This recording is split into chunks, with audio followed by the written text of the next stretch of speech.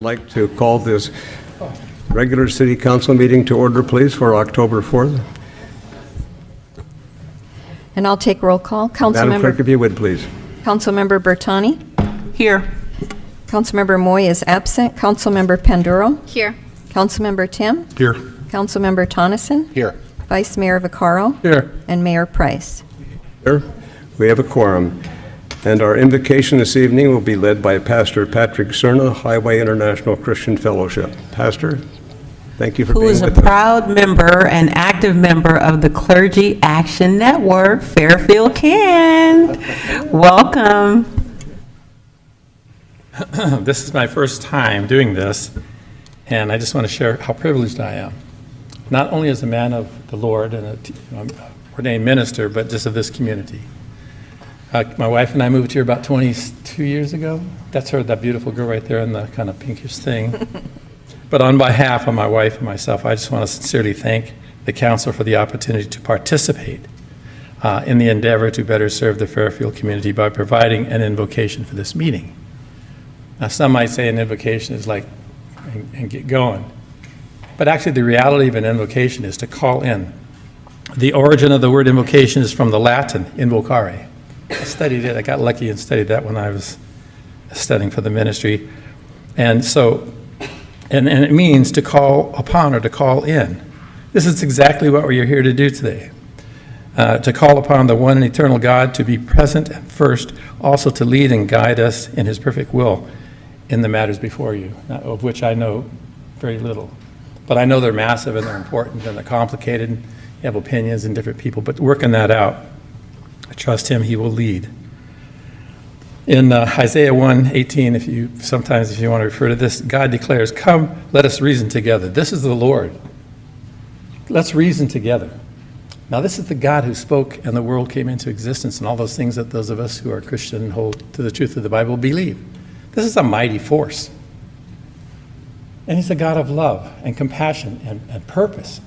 So, this says, let us reason together, declares the Lord. There's more in that verse if you want to study where it diverts to some other issues. But however, the particular challenge set before each of us as we to each of us concerns the establishing of policy and practice which will best serve this wonderful community of Fairfield. Most of you, all of you guys, have been affirmed by the public saying that we want you to represent us. To this end, we pray, Father, we welcome you and open our hearts to hear from you as you might determine the best direction for this community we so love. We love our city, and we love our leaders, and we know there's work to be done. May we reason with each other with open hearts and open ears to hear what each may propose. As somebody else suggests something, you may not be in agreement, but listen and have an open heart. May we find agreement and unity for the benefit of all Fairfield as we reason with you and with each other. May God bless Fairfield. Amen. Thank you, Pastor. We look forward to your returning. Pledge of Allegiance. Councilwoman Bertani, would you be kind enough, please? Please join me in saluting the United States of America. I pledge allegiance to the flag of the United States of America and to the republic for which it stands, one nation, under God, indivisible, with liberty and justice for all. Thank you very much, and we'll begin now with council reports, please. Vice Mayor, would you like to begin, please? Yeah, thank you, Mr. Mayor, and welcome everybody to our city council meeting. It's always good to see some people in the audience. Just real quick, I went Saturday, some of my colleagues were down in town for the beginning of Restaurant Week. I think it was Taste of Fairfield, so some of the restaurants that participated were like, it was really great to see that. I know all week, I believe, Mr. City Manager, isn't there events going on all week, 1 through 8. So please go visit downtown, support our restaurants. They need it. We need it. The other thing I wanted to say is, I'm in the schools during the week a lot doing some work. And what I've noticed is a lot of our young people who are in need of mental health, that the district now has, mental health clinicians in the schools more than they had before. And everybody knows that since the pandemic, before the pandemic hit, it was bad. But even when students came back, they really needed that help. And I'm starting to see that more and more. I saw that the other day in one of our school sites where a young man really needed to talk to somebody, and there was somebody there for him. So I really want to, give it up for our school district that they see that. They see it's a major issue that's going on, and they're trying their best to provide the help that our young people need. Besides that, that's all I have to say, Mr. Mayor. Thank you very much. You. And Councilwoman Bertani, please. Thank you, Mr. Mayor, and I agree with the Vice Mayor that it's great to see folks in the chamber. It's always a better meeting when you're here with us, so welcome. I just want to make a few announcements, really reminders. I mentioned the Clergy Action Network, or Fairfield CAN, earlier this evening, and I just want you to know that the Fairfield CAN is on the move. So we have a movie night in the park coming up on Saturday, October 22nd, County Lawn at dusk. We'll have food trucks there. Bring your blankets, bring your family, bring the kids, come out and let's just have some fun on the county lawn. On November the 22nd, that's Thanksgiving week, the Fairfield Clergy Action Network will be hosting a Thanksgiving meal at Willow Hall, and it's open and free to all. We will have a hot sit-down dinner. The Clergy Action Network will be serving, along with their respective congregations, serving the meals and making sure everybody gets fed. It's open to the public. We'll be busing in folks from all over the city to come and join us for Thanksgiving meal. And I just want to say I'm really proud of all of the churches comprising the Clergy Action Network. They've really stepped up to the plate and really extended themselves and kind of their congregations to show up for this Thanksgiving meal event. Again, that's Tuesday, Thanksgiving week, from 12:30 to 2:30 at Willow Hall. And then something that's near and dear to my heart, and I'm sure yours as well, the Clergy Action Network has been attempting now for almost a year to have a forum with Travis Air Force Base servicemen and women. The Travis Air Force Base chaplain is a member of the Clergy Action Network and shared with us that for our servicemen and women out at Travis, one of the biggest hurdles that they have to overcome is not rushing out into harm's way to protect our freedom, but it's actually coming back home from a deployment and re-engaging with the community. And so the Clergy Action Network has made it our business to begin building relationships with our servicemen and women. So at our next Clergy Action Network meeting, which is on October the 25th, the last Tuesday in this month, October, we are going to have a panel of Travis Air Force Base servicemen and women sitting up here on the dais, and we're going to be in the audience and able to talk with our servicemen and women, understand their needs, what they think community looks like, and how they can, to facilitate them engaging in the community. So that meeting is going to be open to the public. If you'd like to come, please do so. Tuesday, October 25th, that's going to be at 3 o'clock to 4:30 here in council chambers. And the last reminder, but certainly not the least, is Chief Cantrell is retiring. And we will be celebrating her tenure here in the city on Thursday, November the 3rd, from 11 a.m. to 1 at Willow Hall. Let's all come and wish her a happy retirement and get as many hugs and kisses as we can before she gets out of here. All right, so thank you. That's my report, Mr. Mayor. Thank you. Councilwoman Moy. Oh, I'm sorry. Looks like the city attorney, which one? You're the David Gassaway. I'm Okay, so you're the Gassaway. city I'm manager. Gassaway, Okay, yeah. got it. I know it's confusing Got with it. two of us over here with David's. It's 10 a.m. to noon for Chief Cantrell's retirement. I just wanted to make sure that that clarification was there. Thank you for the clarification. I have 11 to 1, so it's 10 to 1? 10 to noon. 10 to noon, okay. Listen to the city manager.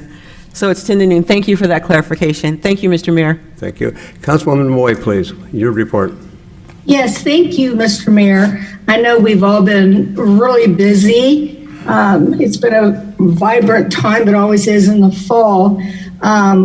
Several of us were at the grand opening of Miracle Math. It moved from downtown where it started some 14 years ago and is now over in the Rayleigh Center on North Texas Street. And what a gathering of people. People could have been anywhere, and it was there they were. And it's because it's such a fantastic and effective educational system and driven by people who are, this is their dream, is helping young people. And it was really, really interesting is that they call it a hybrid center.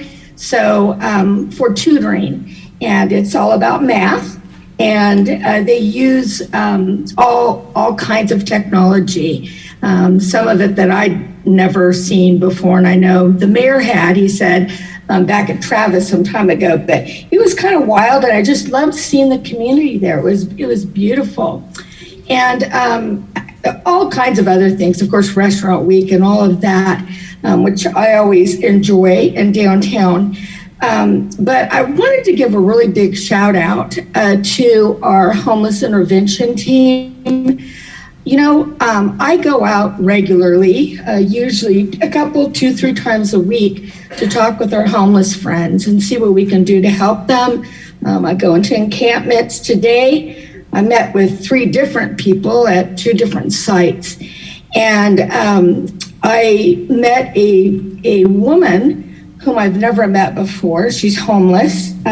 She told me that she is a drug addict and has some mental health issues, which is usually the root cause of what we see with people who live on the streets.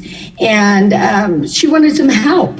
And so I called over and a couple of officers came right away and were able to talk with her. And it was just wonderful to see them.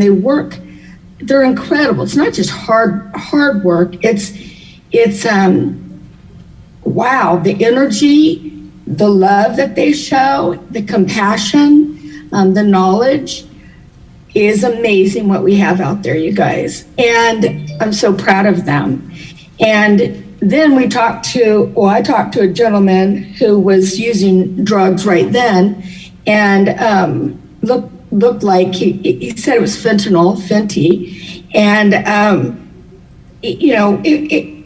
I asked him, why he was doing that. It's very in depth and everything, but the bottom line is that our officers did talk to them too and offered help. And then a third gentleman that I came across wasn't fully dressed and so difficult to talk to. I asked him to pull his drawers up so we could chat.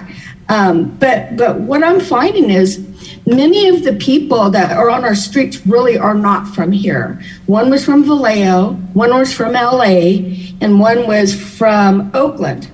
And they came up here because they think that Fairfield and Solano County has better things to offer them than what they get in those cities. Now, usually, if you talk to people on the street, they will tell you, Mr. Mayor, that they're from Fairfield. But then when you ask them, well, what was your last address? Then they usually fess up.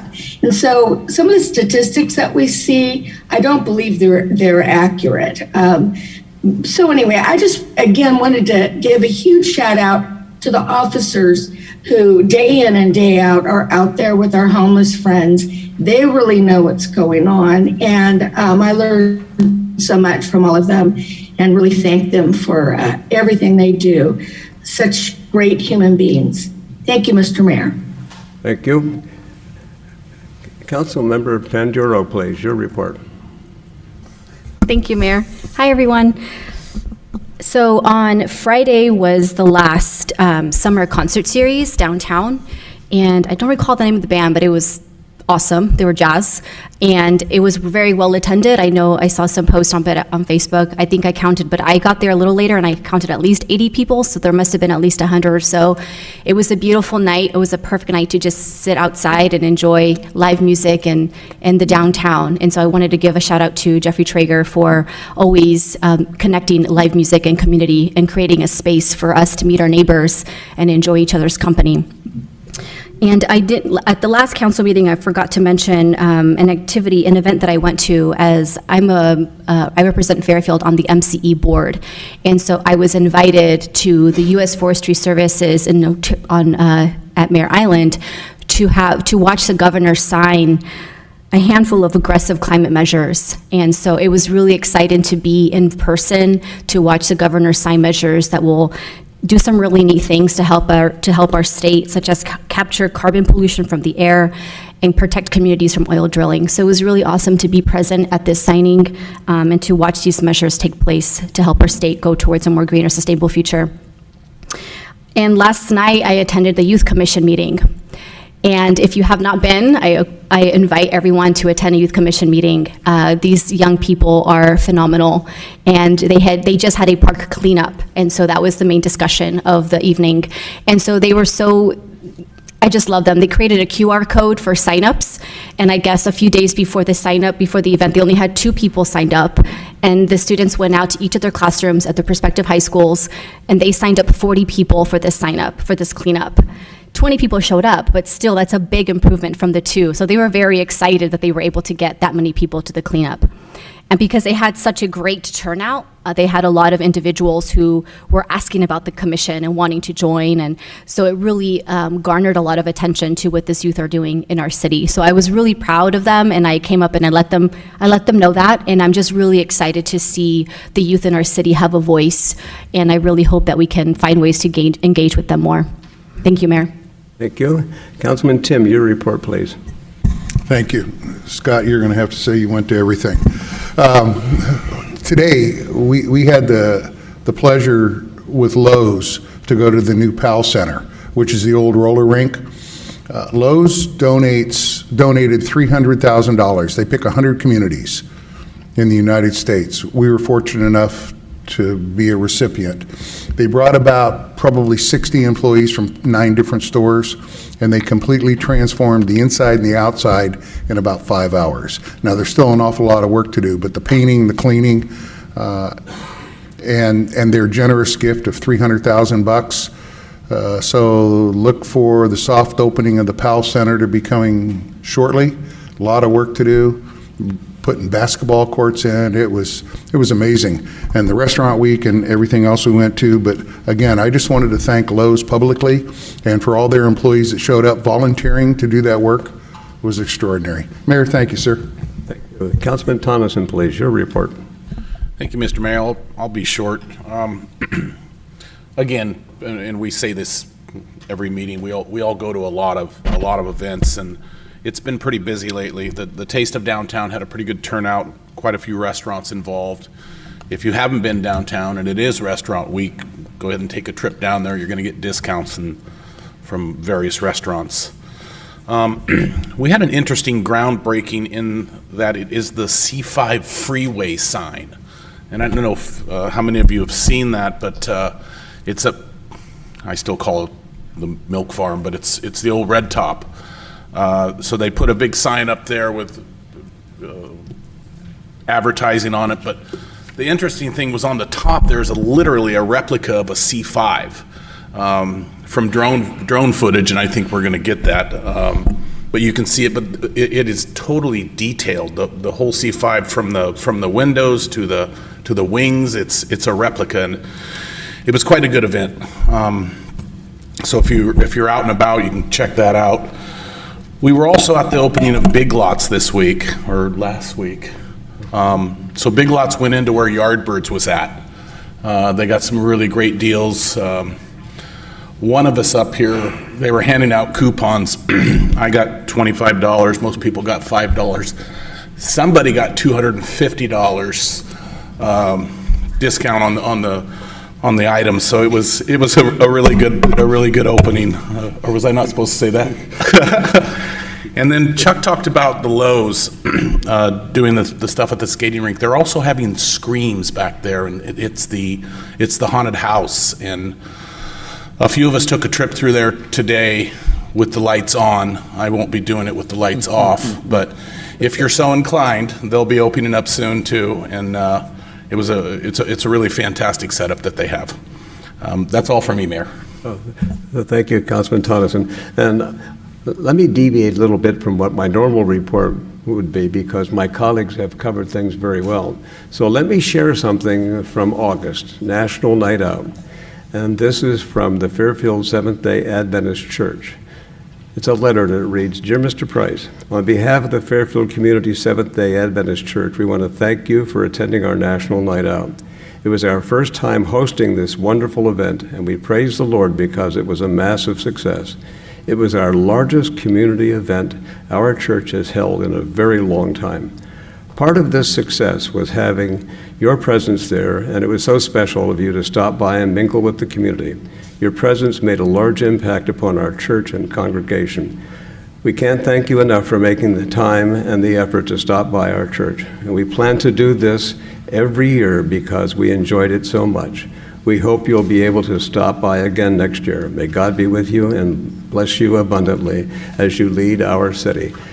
That was truly a remarkable experience out there. That whole neighborhood around there came together, and what a joyful time it was. So, colleagues, thank you for participating in that event as well. Mr. City Manager, your report, please.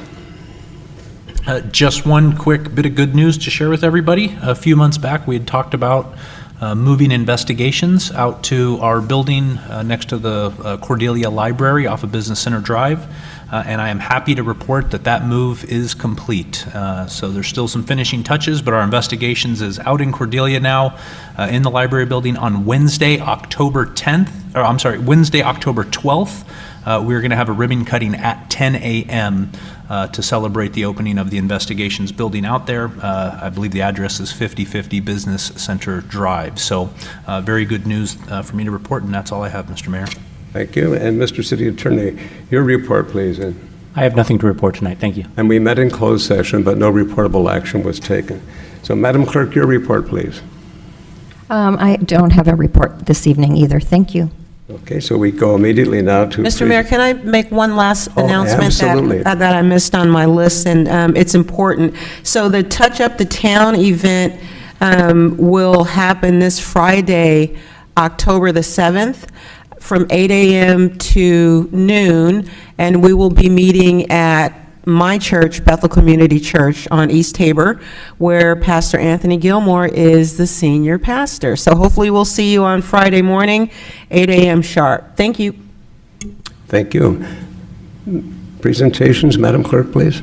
Yes, our first presentation is proclamation declaring Breast Cancer Awareness Month, presented by Police Chief Deanna Cantrell. And she will be presenting to Barbara Rigdon, the director of Solano Midnight Sun Foundation.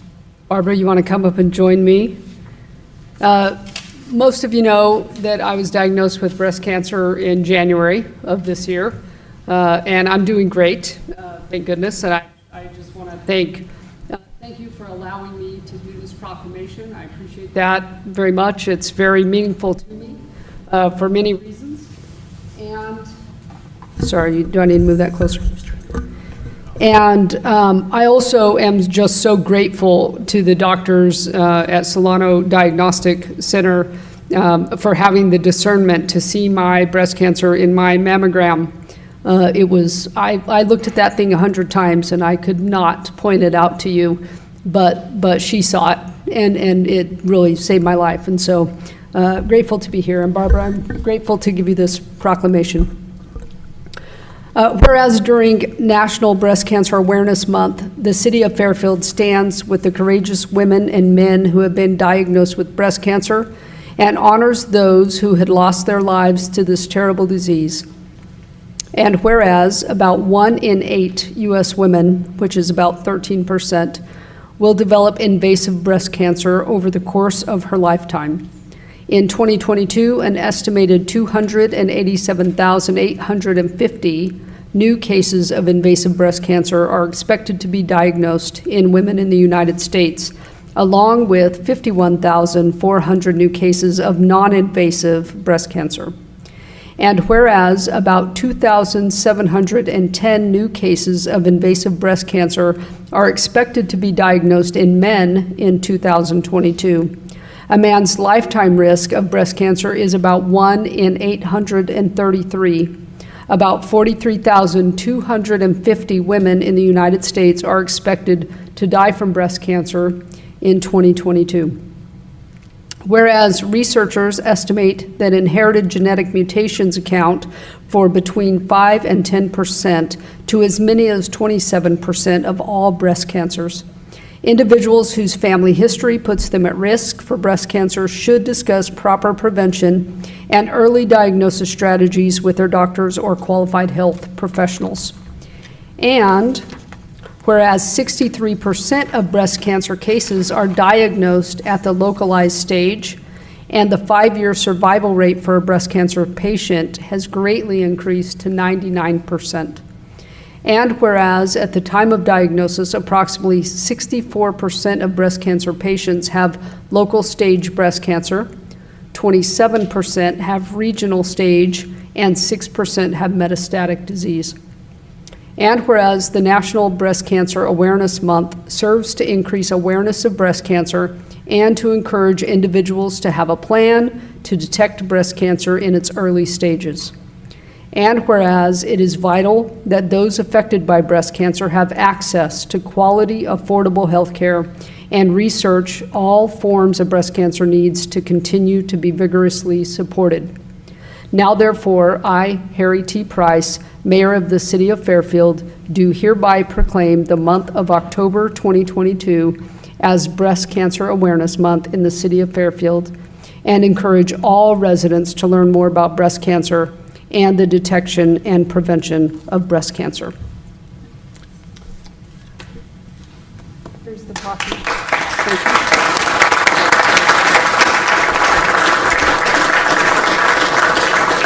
Barbara, would you like to say a few words? Do you want to take a picture? Yeah, hi. I am so honored to be here, and I don't have a prepared thing to tell you. I just have a couple of things I want to read. But I am here on behalf of the Solano Midnight Sun Breast Cancer Foundation, which was established in 2004 after 2 women had breast cancer, and they were covered well by insurance. But as they went through their treatment, they realized that wasn't true for so many people. And so what we do is very simple, and I'm here because I want you to share this with anyone who needs help. And we give money to people who are impacted from breast cancer. And that's just as simple as they can't pay their rent sometimes. They can't buy food. And so what we do is we help them with that, and we also do free mammograms for people who are suspected of having breast cancer and don't have proper health care. You said what you said, people don't know. I'm a 20-year breast cancer survivor. I was metastatic, and I wasn't expected to be here today. So I just want to tell you that I had excellent health care. I had excellent support. I never knew anything like this existed. So I just want to read you a couple things that some of our grantees have said, and I just also want to share that in the last 6 weeks, I have dealt personally with 6 different women who have been severely impacted, and so it is very wonderful that we can do something for them. This is actually from one of our social workers, and she said, "Knowing you have an awareness of the excitement, the elation, and happiness those who receive your support feel, I'm sure it's nothing compared to what I see. I see it in their eyes and their smile every day. I see their loved ones and the success they have facing the challenges." And then I have a couple cute testimonials from people we grant money to. But I want to tell you, usually when I'm on the phone with somebody and I say, we're going to be able to give you some money you guys should probably hear it here, because if they're not crying, they're just happy and they're yelling. They're so happy. This says, "You have saved my spirit. I can't thank you enough. I'm not going to be homeless." And this one was my favorite, actually. "Today is my birthday. You've given me the greatest gift." So thank you very much. And Bill, just before we take the picture, I have, you can see on my uniform, I'm wearing our pink patches. This is the first time we've done this as the city of Fairfield. It's in honor of recognizing all the men and women that have been inflicted with breast cancer and will continue to be. And so we are selling these patches. They're $10 a piece. I have them for each council member, and Karen and David, and I have one for you, Barbara. David and David.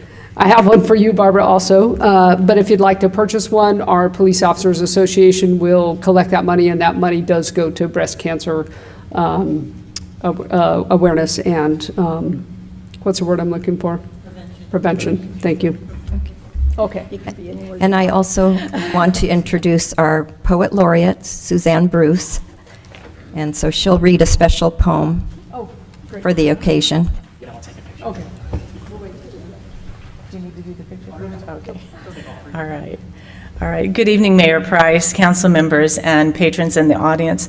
First, I'd like to formally thank you for entrusting me to the position of Poet Laureate. I'm really having a grand time with it.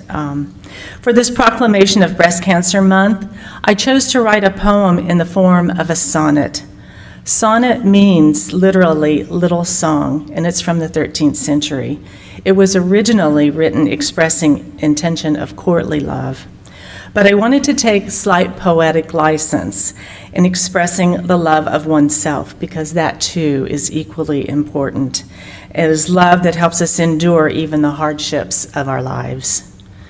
This is a sonnet recognizing the feelings of a woman, or as Chief Cantrell said, even a man, when she is told she has breast cancer. May this poem acknowledge those who have breast cancer, those who have beat it, those who have died, and send hope that even though medical strides have been made, with continued funding and research, fewer and fewer women will have to endure these words: "Your biopsy is positive." A woman who hears these words gasp in fear. Dismay cracks solid silence, and the disbelief starts to breathe. Tests are unclear, she yells, a mistake. Certainly there's a result that shows labs are wrong. She braces for wicked pain, prepares her scared mind, closes her eyes. Strength must be her new face. A friend holds her hand, support unconfined. Treatments spur much vomiting and fatigue. Just when she believes she cannot endure more, reports show progress, and although she is weak, she embraces hope, which was fear before, believes those who have died, their souls still plead, new cures found, so all can hear negative. Thank you.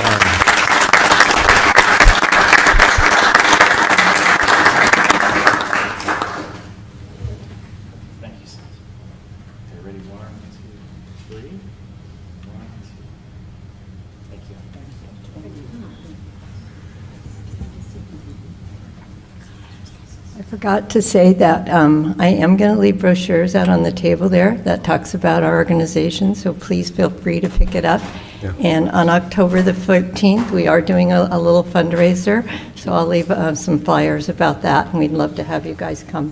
Thank you. Thank you. And presentation number 2, Madam Clerk, if you would, please. Proclamation declaring Cybersecurity Month, presented by Councilmember Chuck Tim.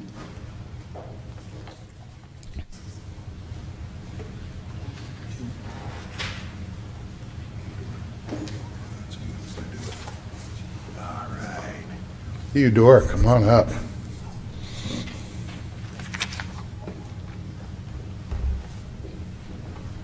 I'll let you hold it and I'll read it from here. Okay, sounds great. Thank you.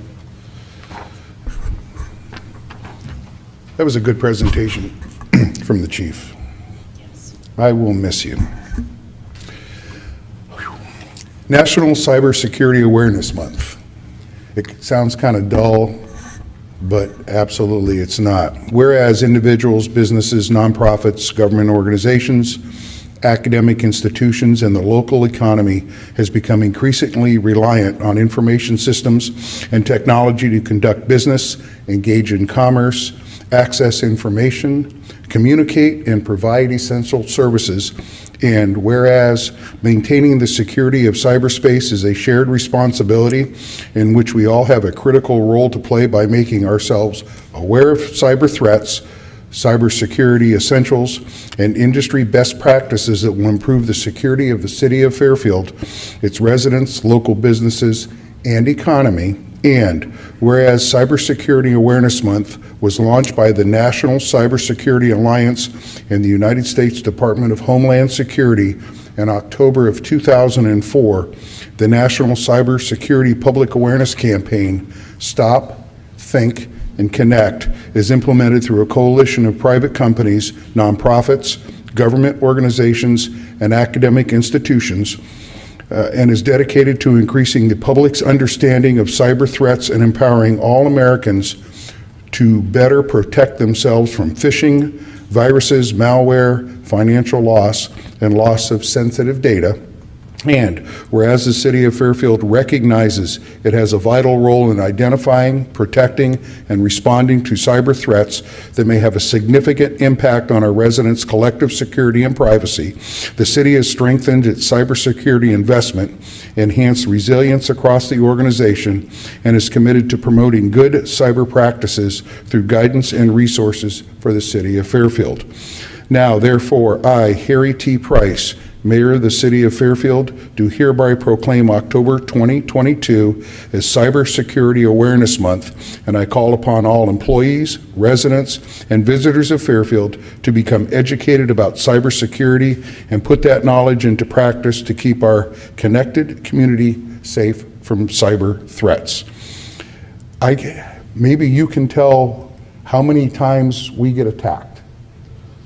Step up here. So because this sounds like a mouthful, and it is. And just think when you go to Connect and you're trying to transfer funds and, and it says, hey, your password's not right or something, and how you feel. How many attacks does the city get? Literally over the course of just a single year, we are attacked over 1.5 million times, are hitting our network infrastructure daily. It's just ridiculous. Anything from injections into databases, vulnerabilities that national threat actors are taking advantage of. It is a 24-hour-a-day, 7-day-a-week job. And we have to be right 1,000,000% of the time. A threat actor just has to be right one time, and it can ransom your entire infrastructure. So the infrastructure and security team within the IT department, and collectively, all of my IT department co-workers, we all take cybersecurity with the utmost respect that it deserves, because everything that the city does for our citizens relies on the infrastructure that we provide. Thank you. Savita? Can you just say a couple of words, please? Sure. Savita, she's actually Director of IT, been on now about a year. About a year. And when she came on, she was a breath of fresh air. We had no idea of the vulnerabilities, because Homeland Security, but 1.5 million times. So anyway, this is the lady responsible for starting to tie all this together, and your staff is outstanding. And if you'll just say 3 words, and we'll take a picture, and I'll leave you alone. Thank you. Well, don't give the credit to me. She keeps the network safe. I just guide her. There were a few things I do want to share. As a part of the Awareness Month, we have launched a cybersecurity awareness page on our IT department on the website. It has a ton of information on how you can protect your personal data, as well as if you're a business owner. We will also be uploading some additional documents throughout this month. One of them will be called Cybersecurity Need to Know. And that will have resources on if you're a victim of identity theft, what do you need to do? If your business is hacked, what are the resources available to you through federal and state government? So look out for those informational videos and information out there. Thank you so much. Thank you.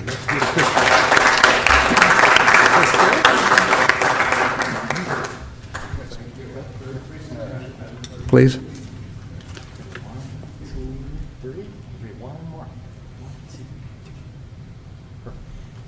And I just wanted to say I forgot to introduce Eudora Fleshman, the cybersecurity IT manager. That's her in the blue. Okay.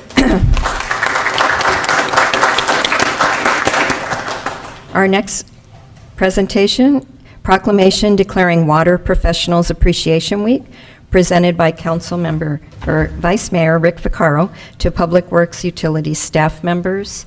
Michael Heather. Okay. So this is Water Professionals Appreciation Week. Brandon Hiltman. Oh, We have sorry. George Schimboff. Okay. And I'm missing one. There's got to be 10 other people in here. Oh, and Stuart Hamilton. Sorry. I haven't seen you in such a long time. Okay. All right, now I can start. So this is Water Professionals Appreciation Week, October 1 through 9, 2022. Whereas water is the lifeblood of California, and without safe and reliable water and wastewater services, no community and no sector of the economy, from high-tech to manufacturing to agriculture, can thrive or expand. And whereas, according to the Public Policy Institute of California, local public water and wastewater agencies invest more than $25 billion a year on local water-related programs and projects that protect public health and the environment.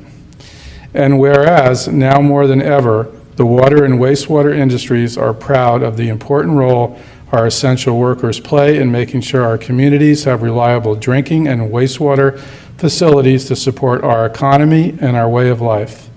And whereas, thanks to technological advances by highly skilled and trained professionals and the dedication of thousands of industry professionals in the state, California drinking water and treated wastewater meet some of the most stringent water quality standards in the nation. And whereas the City of Fairfield's water and wastewater professionals work 24/7 to operate and maintain our systems to ensure reliable service and to improve the safety and resiliency for our community.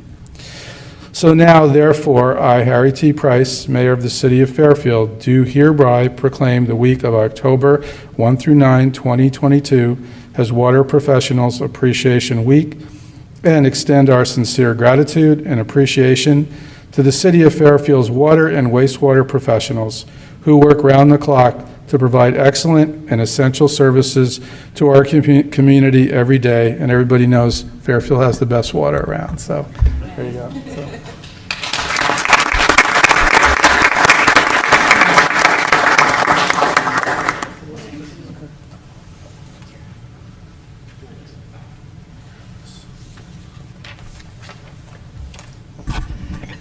Good evening, Mr. Mayor, Fairfield City Council members. Michael Heather, Assistant Public Works Director for the city's water utility. With me tonight are the managers who oversee the operations and maintenance for each of the potable water and wastewater systems. Longtime city employees, Brandon Hiltman, Stuart Hamilton, and George Schimboff.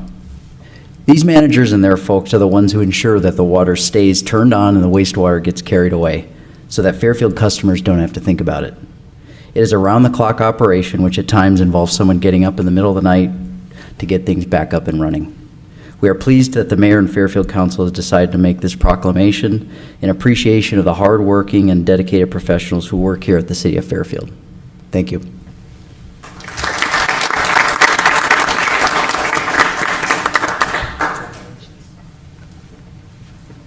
All right. Well, you got to come out a little bit. Doesn't look like mugshot. Get in there, Mr. Vice Mayor. I want the Vice Mayor in the picture. Ready? 1, 2, 3. 1, 2, 3. Always next. Congratulations, guys. All right.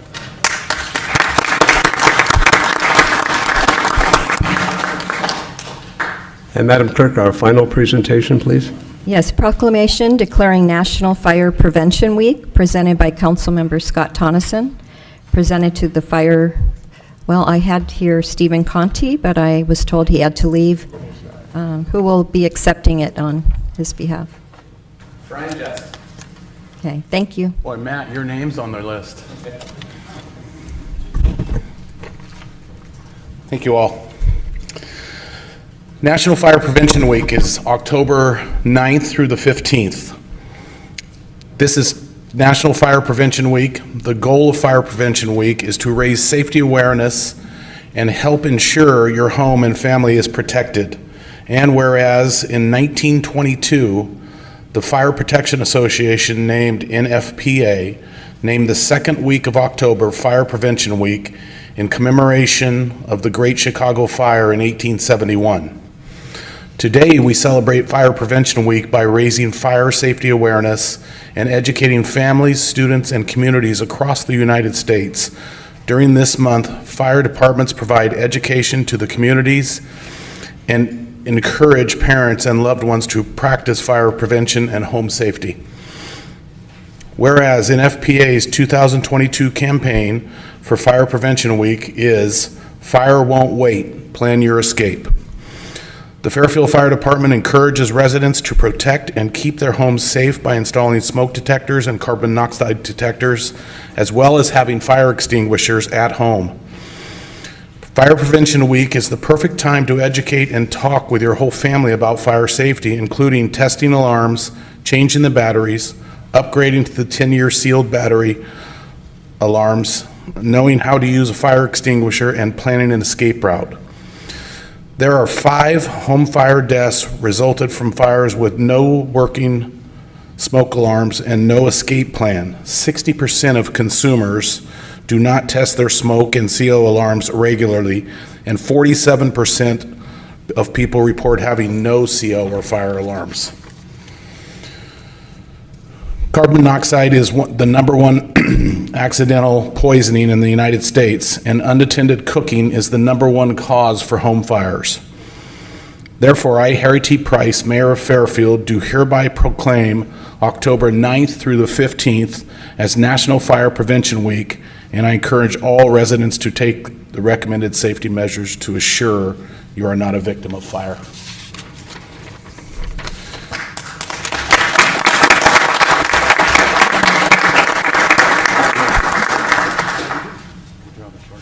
Yes. Ready? 1, 2, 3. One more for good luck. Perfect. Thank you. Thank you. You want to say anything? Come on. I didn't prepare anything. Okay. So this is the last second thing for me. Thank you guys for having me up here. Mr. Mayor, Council, thank you very much. And I was actually told to say that all of this prevention was by Stephen Conti, Fire Marshal, but I can't exactly do that. We're a fire department, we're a whole team, so thank you guys very much.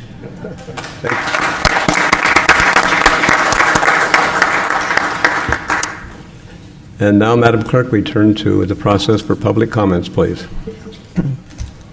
Persons wishing to address the City Council on subjects not on the agenda but within the jurisdiction of the council may do so at this time. The council cannot discuss or take action on matters not on the agenda for this meeting, but council members may briefly respond to statements made or questions raised by the public, ask for clarification from staff, refer the matter to staff, request staff to report back to the council at a subsequent meeting, or place the matter on a future agenda. To speak on an agenda item, please use the raise your hand feature or press star 9 on your phone if you're online, and speakers are limited to 3 minutes per item. Thank you. And our first speaker is John Takeuchi, to be followed by Brian Lynch. Well, thank you. Thank you, Mayor. Is this thing on? Yeah. The last 10 days or so, I've been out putting up our no new taxes signs. You've probably seen those things around here.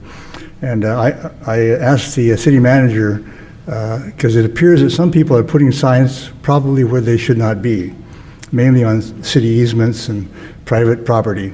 So it would be useful to remind everybody that's putting out the signs, you know, there are certain rules, I mean, courtesy, things like that. But anyway, our no new taxes signs, 3 of them have been gone. Okay, and so I'll go check the courtyard and see if we had them in the wrong places. One of them was actually replaced by one of the other candidates, not Fairfield, but one of the other candidates. Took our sign off, threw it over the fence, and put his sign up there. So I took his sign down, put it down nicely, and took our posts out. So anyway, David Verza's had several of his signs vandalized too. So this is going on, and it really shouldn't.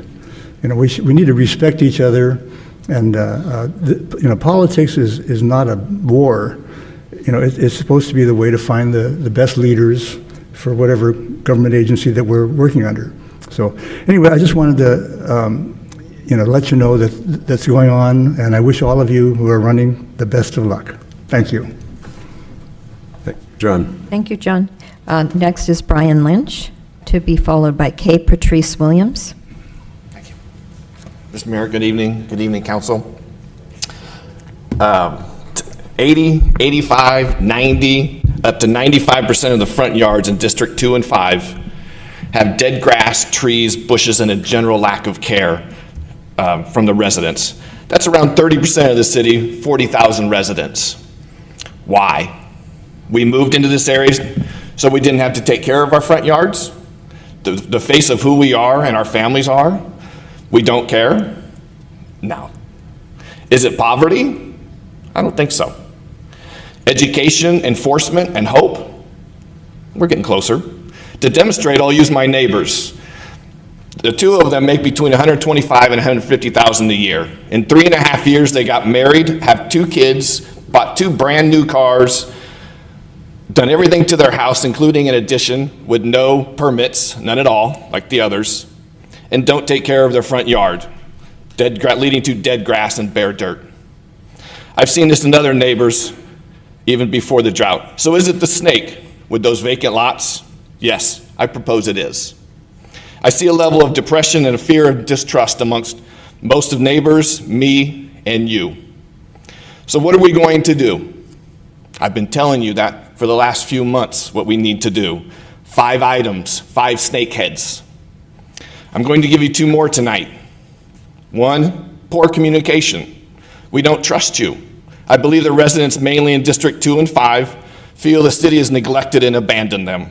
As a result, most don't read papers, emails, and websites. Number 2, show us your leadership and lead by example. Clean up your vacant lots. It shows you don't care and not in control. Furthering the assumptions, it's all good in the hood, it is what it is. Have you succumbed to those depressive statements also? Have you? Your plan is to fix up downtown, bring in new businesses, and excite the city. Great, I love it. I got involved. The problem is, you're leaving out at least 1/3 of the population, 40,000 residents, who don't trust you.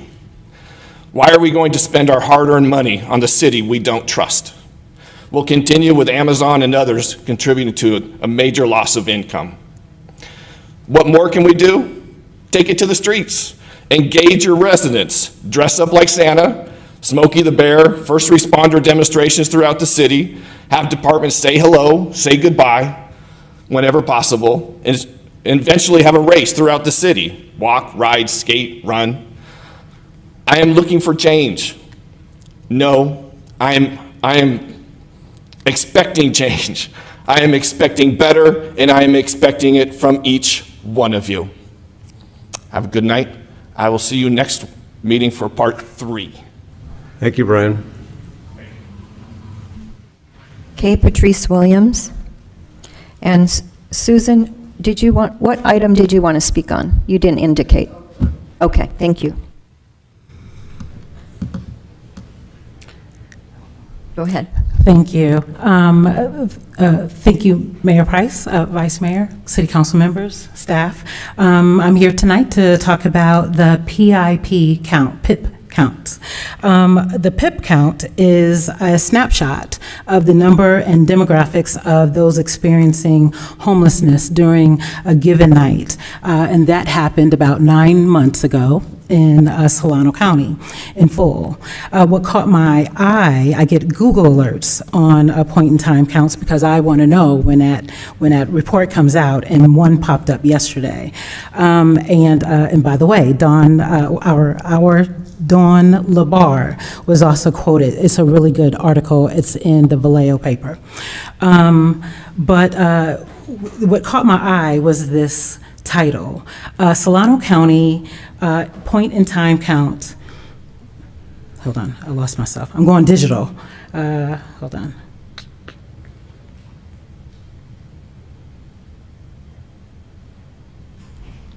Okay, I lost my place going digital. Here it is. So this is, catch this, Solano County point-in-time count for unsheltered finally releases. Subtitle, some find only 28% increase from 2019.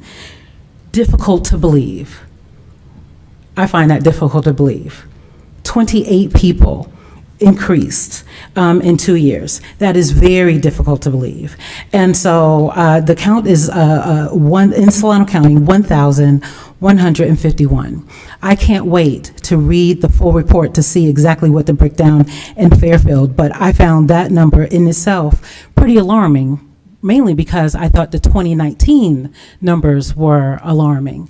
Those of us that work in that industry, we work with the homeless community, we knew that the 2019 numbers themselves, they were wrong, they were off. And the community that spoke to this was not only county agencies that serve this community, but also community-based organizations. They all said this number was wrong. We also knew it was wrong because we were involved, my company, a community-based organization, Empower Solano, we were involved in the census count for the homeless.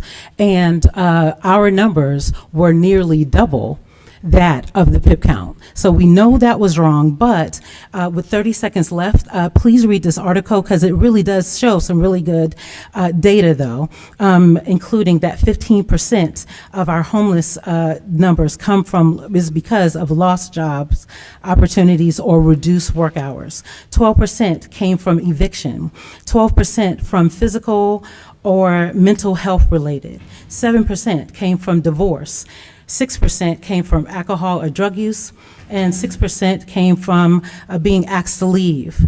Thank you. Thank you. And our next speaker is Susan Hoffman.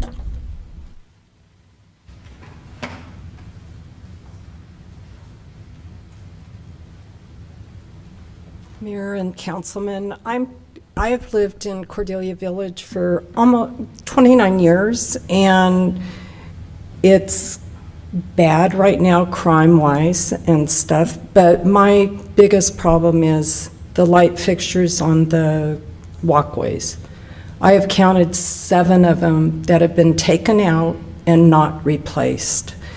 One is in the park at Ridgeview Park towards the back where it gets dark, and the rest are on the walkways. And with everything going on, the crime and stuff in the area lately, tires being taken off of cars, catalytic converters and stuff,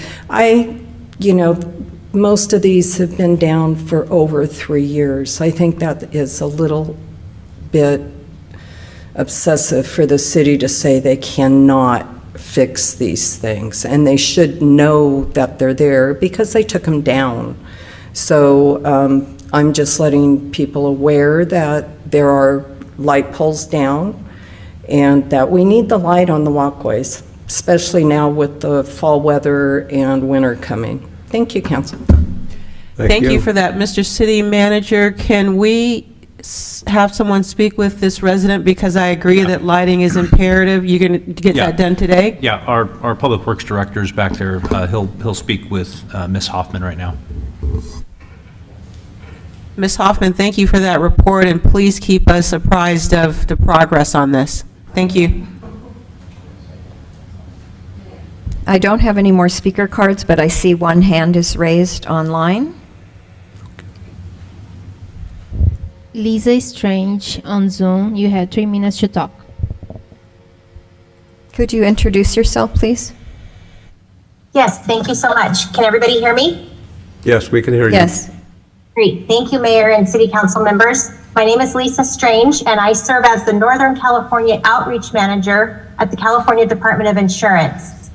Some of you might know your regular outreach analyst is Daria Syed, but she had a conflict tonight, so I am here on her behalf to share an update on the work we've been doing on behalf of the constituents related to wildfires. So kind of timely, given the proclamation that we just heard.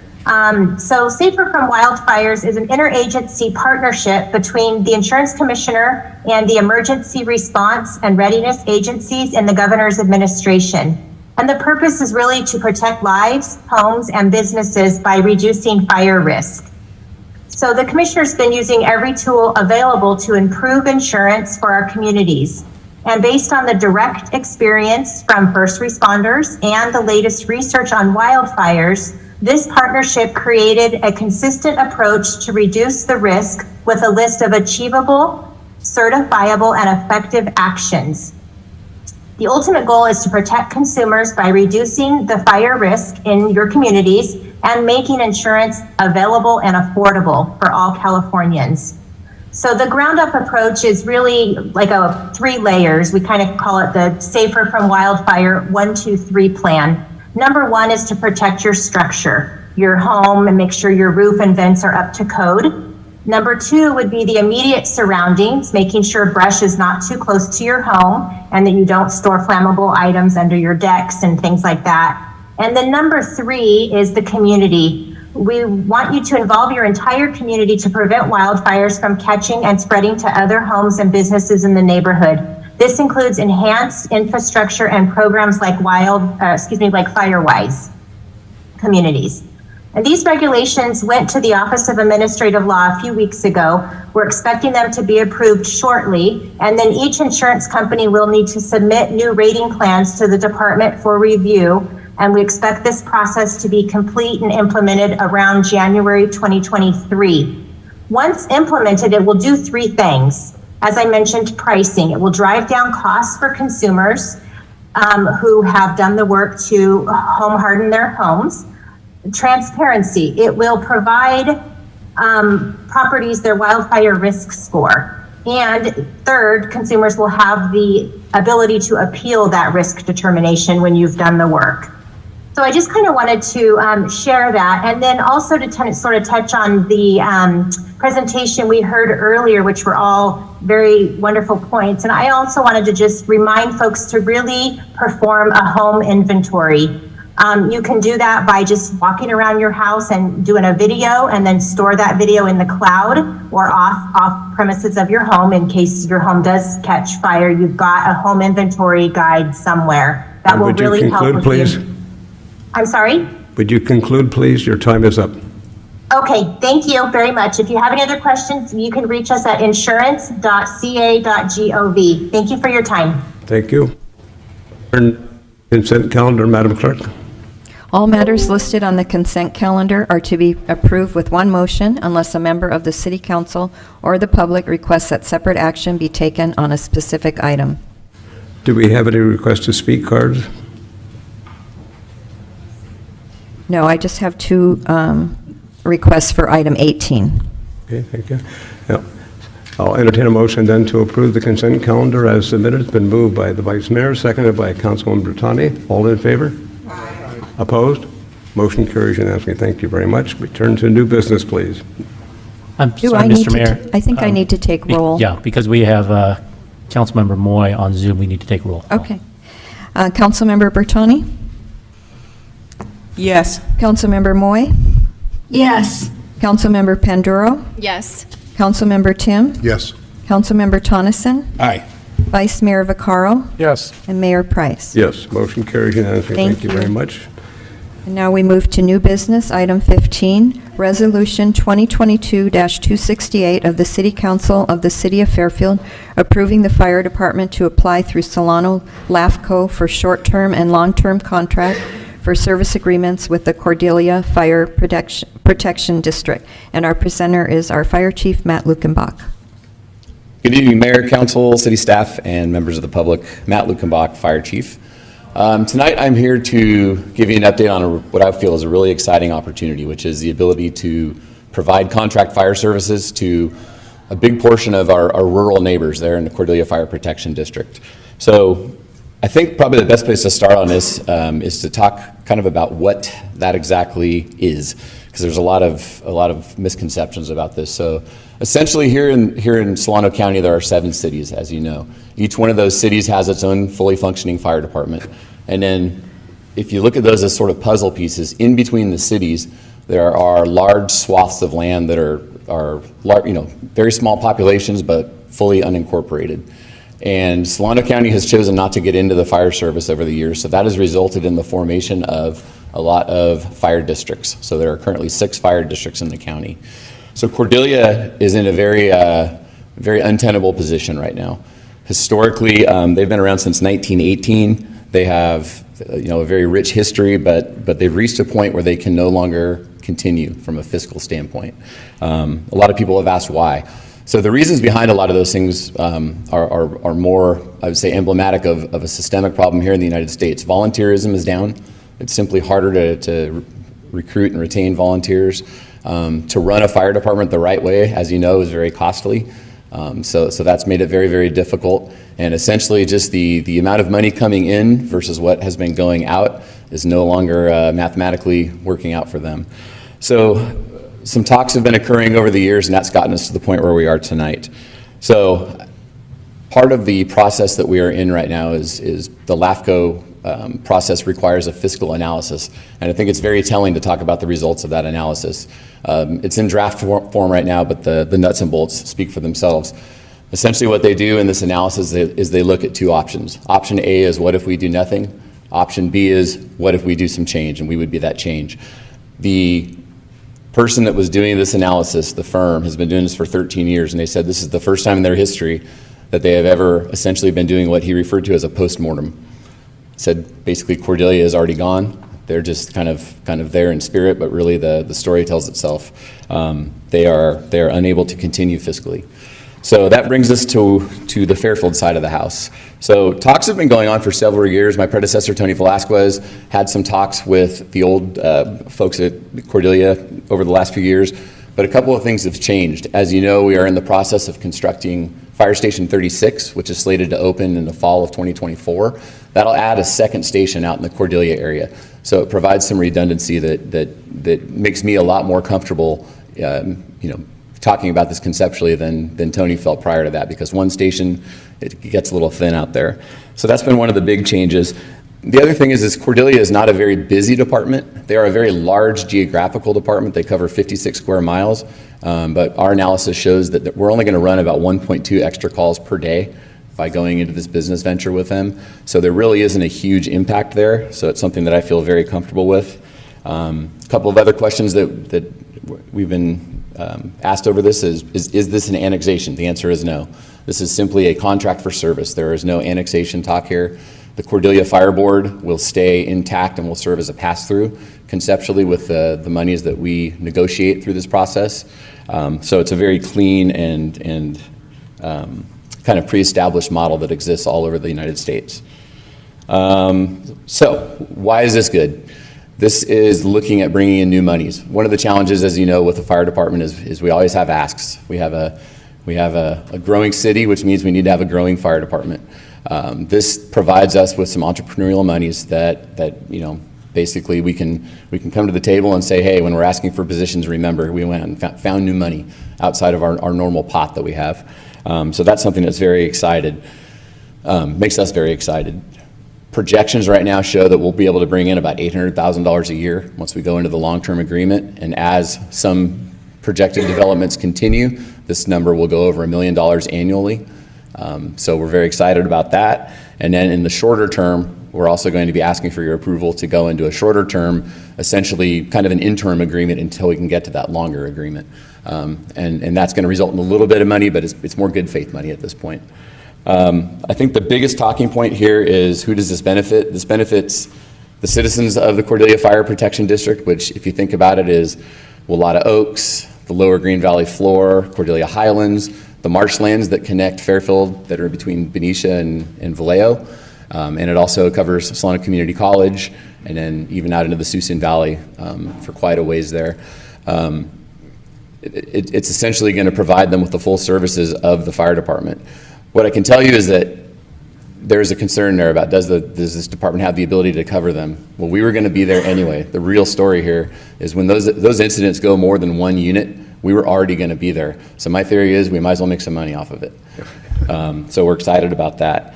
Lastly, what I wanted to bring up is this has been a collaboration amongst a ton of different players, and I would not be able to do this if I didn't have the support of a lot of real important folks in the room. So our firefighter union, FPFA, our Fire Managers Association have been with us through this entire process. They support it. Rich Seifel from LAFCO is in the room. He's been at every single meeting. He's been a just fantastic person to have there to deal with through this process. Solano County Board of Supervisors have been on board with this, which has been great. It's been a real big help for us. The Green Valley Homeowners Association, as well as the Cordelia Fire Protection Board, have also been on board with this. So we stand before you in unity, asking for your approval tonight to apply for both short-term and long-term applications through the LAFCO process to provide fire protection to the Cordelia Fire Protection District. And with that, I can take any questions or... Any comments or questions for the chief? Councilman Tonneson, Yes, please. Matt, who owns the Cordelia Fire Department building? That is owned by the Fire Protection District, and their plan for that is to sell properties and assets to address some of their unfunded liabilities that they have with, former employees' retirements and things like that. So that's going to bring them back to zero, and then that'll allow us to collect their operating budget. And then what of Suisun Fire District? Is that totally separate from? Totally separate, yeah. So they are the neighboring district. We have a great relationship with them, but at this point, they are not as far down that unfortunate fiscal path as Cordelia. Okay. I think it's a fantastic idea. Thanks, Matt. Thank you. Any other comments or questions, colleagues? Seeing Yes, none? Mr. Mayor. Yeah, go ahead, please. Hi, Chief. Hello. So we're running it'll be about 1.5 extra calls a day right now. Is that what you said? Yeah, it's about 37 calls per day, which equates to about 1.2 calls. I'm sorry, 37 calls per month, which equates to about 1.2 per day. Right now, we run 15,000 normally, so the addition of that number isn't something that worries me too much. Have you looked at the build out, like for Middle Green Valley? There'd be 400 homes, probably with the homes they can build on the back or more. Have you looked at that? We have, yeah. Some of the fiscal models that our third-party consultant has run include a variety of projects, including Middle Green Valley, as well as a couple of wineries that are slated to go in. Yes. The good news there is from a fire standpoint, those homes will be built to the current fire code, so they'll have the full fire protection systems. And like I said, if something were to happen there, we'd be there anyway, so we don't project a ton of increase there. There is, however, a fairly significant potential increase in property taxes, which we will collect through that process. Okay, so with the contractor, obviously, we don't know that yet because you got to get into that. What happens to is all the equipment going to be sold off, Cordelia? And you said the board's going to remain intact. What does that, they're not going to have any oversight over you, right? No, conceptually, the way this is going to work is we will essentially have some reporting standards.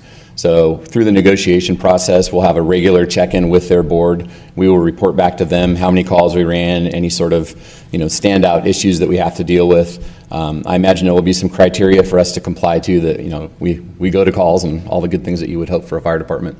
But through that process, there'll be really the only oversight will be the fact that we need to report back to them, and we're going to definitely build in an exit strategy for both sides as well in case this doesn't work going forward. But like I said, very comfortable with this right now where they're at and excited for the opportunity. Yeah. Now, the Middle Green Valley plan actually called for another fire station. Do you think that that will be necessary, given we're building one on Sisson Valley Road? So to my understanding, that was based on the existence of the Cordelia Fire Department, and with this plan, that this department is going away. There's no coming back from this as far as the Cordelia Fire Protection District goes. I can tell you personally, my hope is that someday Solano County engages into a rural fire protection department, and that would definitely be one of the hot spots that deserves its own fire station. I essentially view us as being a stopgap to get to that point. All right. Well, I know this has been going on for years and years and years, maybe since you and I were young, younger. And so I appreciate all the work that went into this. You and I have talked about it before. I do think that it's a good idea. These fire districts obviously are having difficult times, and we can't leave people unprotected. And yes, we do spend a lot of time in other jurisdictions. So I look forward to this being finalized. And thank you, Chief. Thank you. Councilman Tim, please. Yeah, thank you, Chief. Real quickly, response times. Since obviously we're expanding, are we still going to be probably within the 5-minute response time that Fairfield enjoys? So in our city, yes, this shouldn't change anything with our internal response times. And interestingly enough, there's actually 2 different criteria for response times. There's a rural and an urban. So this will be one heck of an improvement for them in the rural setting. They're really making out well here with very minimal impact on the rural, on the city side of things. Okay. All right. Thank you, sir. No problem. Councilwoman Panduro, please. Thank you. Thank you, Matt, Chief, for the presentation. I just had a quick question regarding mutual aid. I know that Suisun Protection District is its own thing, but was Cordelia Fire Protection already providing mutual aid, or were we the ones already providing, or do we ever provide? They were part of the system, and essentially, if you really looked at the calls, it's such a jigsaw puzzle, like I referenced earlier. A lot of the times, you were having redundant responses because the phone calls give you a vague idea of where a lot of the calls are, especially when we're talking about freeways or wildland fires. So essentially, you would have a Cordelia fire engine and a Fairfield fire engine going to the same piece of dirt, if you will, and then you'd figure it out once you got there. So really, this is a more efficient model. Unfortunately, it means they're going away, but really, that, like I said, that impact was a lot of the calls we're absorbing, we were already going on. So yes, they were a part of that system, but they're at the point now where they're actually already browned out. We're already providing kind of regular mutual aid to them in a variety of fashions. So it's just the sign of the times. Thank you. Councilman Bertani, please.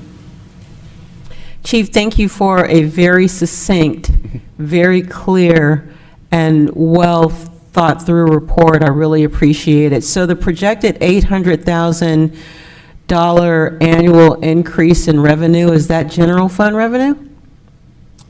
David Gasaway and I will be negotiating that at a future date. Follow the money. Yes, that's general fund money. I vote for general fund. But let me say, I love the entrepreneurial spirit of the fire department. If we're going to be there anyway, why not get paid for it? I think this is a great idea. Thank you so much for your presentation. And I'd just like to share with my colleagues that on LAFCO, it's been a few years, we were discussing this and trying to navigate our way through and making certain that fire protection was available to all without hindering the city of Fairfield. And I think you've put together a very fine plan. And the 2 chiefs now have been very much involved in this, so thank you very much. Do we have any public comments, Madam Clerk? No, and I don't have any hands raised online. Okay, then I will entertain a motion to approve the resolution, please. It's been moved by Councilwoman Bertani, seconded by Councilman Tim. Roll call vote, please. Councilmember Bertani? Yes. Councilmember Moy? Yes. Councilmember Panduro? Yes. Councilmember Tim? Yes. Councilmember Tonneson? Aye. Vice Mayor Vaccaro? Yes. And Mayor Price? Yes, motion carries unanimously. We turn now to item 16, Madam Clerk, if you would, please. Item 16, continued minute action approving response to the 2021 to 2022 grand jury report entitled Shelter Solano, Inc., a review of its first 3 years operating an emergency shelter in Solano County, and discussion on grand jury recommendation of forensic audit. And our presenter is David. Gasaway, our interim city manager. Thank you. Yeah, Mr. Mayor, members of the City Council, thank you very much. My apologies again. I know at your last meeting on September 20th, there was quite a bit of conversation on this topic, and I was a little bit hindered by being on Zoom on the Eastern time zone, so it was a rather late evening for me, but that was perfectly okay.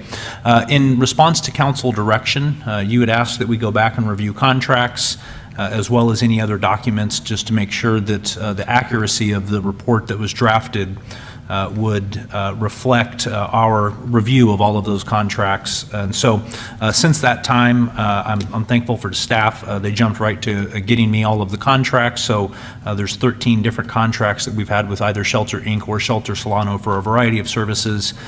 In the last week, I've reviewed, or I guess a little bit a week ago, I went back and reviewed through all of those contracts, as well as funding requests and invoices that we have paid out to either Shelter Inc. or Shelter Solano Inc.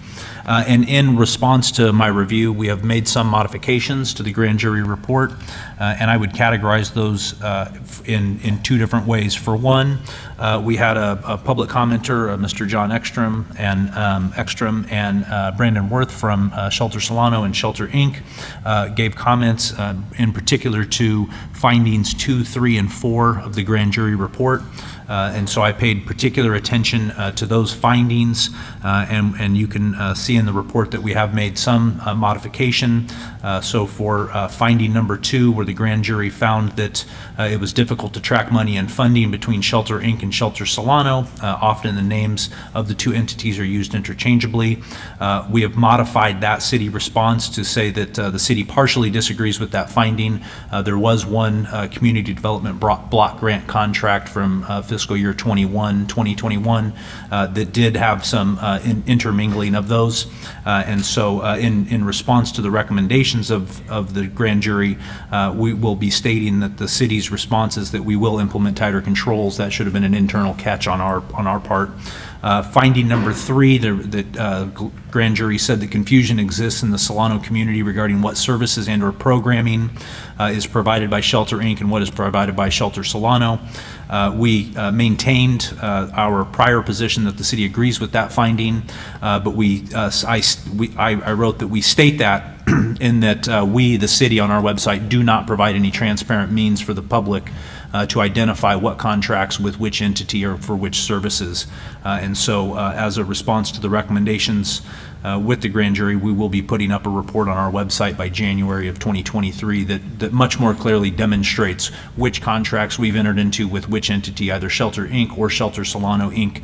For those services, as well as any other service providers such as Community Action North Bay or other homeless service providers, so that it's very abundantly clear for our public which contracts are for which services. And then lastly, finding 4, the Solano grand jury found it unclear which funding sources awarded to Shelter Inc. are specifically assigned to Shelter Solano. And so very similar to our finding in number 2, or our response to the finding in number 2, we partially disagreed with that and asked for the grand jury to see our response in finding 2.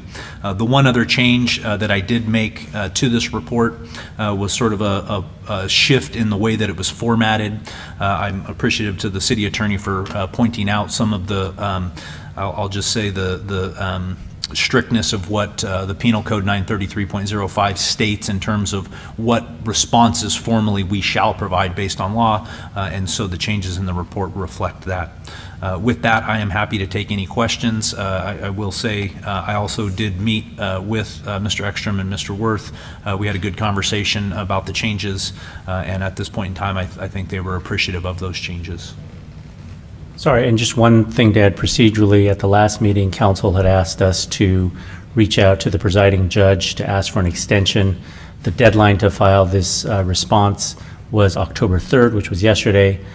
Just to place it on the record, I know the council already knows this, but just to put it on the record, staff talked to Judge Getty, who is the presiding judge for the Superior Court. She stated she did not have the legal authority to grant an extension, but referred us to county council. Specifically, she referred us to Lori Mazzella at county council's office. After talking to Ms. Mazzella, she did grant an extension to October 10th. So city council does have permission from county council through the presiding judge to provide this report by October 10th. So we're not in violation of the 90-day deadline. Colleagues, any comments, please? Mr. Vice Mayor? Yeah, question, Mr. City Manager. So last week, I put out maybe a recommendation that we would partially disagree with it. So is that basically what you're saying right now? Yeah, so depending on the different findings of the grand jury, some we do partially disagree with, as well as some findings, or I should say, some recommendations of the grand jury that we are disagreeing with. So we don't, so, okay, so we're not agreeing with all the recommendations? Correct. Okay. Any other comments, colleagues? Do we have any public speakers on this item, Madam Clerk? Mr. Mayor, Go ahead, Councilwoman Moy, please. thank you. Mr. City Manager and Mr. City Attorney and staff, however they were involved, I want to tell you as a citizen how much I appreciate you taking the time to look through this stuff thoroughly. You know, the grand jury, I've seen this with bureaucracy since I started, you know, reporting back in the 80s, is that some bureaucracies kind of poo-poo what the grand jury comes up with because there's no, quote, teeth. And I was a little bit offended at the last meeting, hearing what seemed to be really attacks on the grand jury and the system. That is our system. Those are our citizens, and they make these recommendations. And we can say, oh, but they're not auditors. Oh, but they're not that. And neither are we. We're citizens like they are. So I wanted to tell you how much I appreciate you all for taking it seriously and the extra work that you put in. And also the patience of some of my colleagues at wanting to look at this and get it right. So that's what I wanted to say. And I had a question. I just got the audits yesterday. I asked for them last week.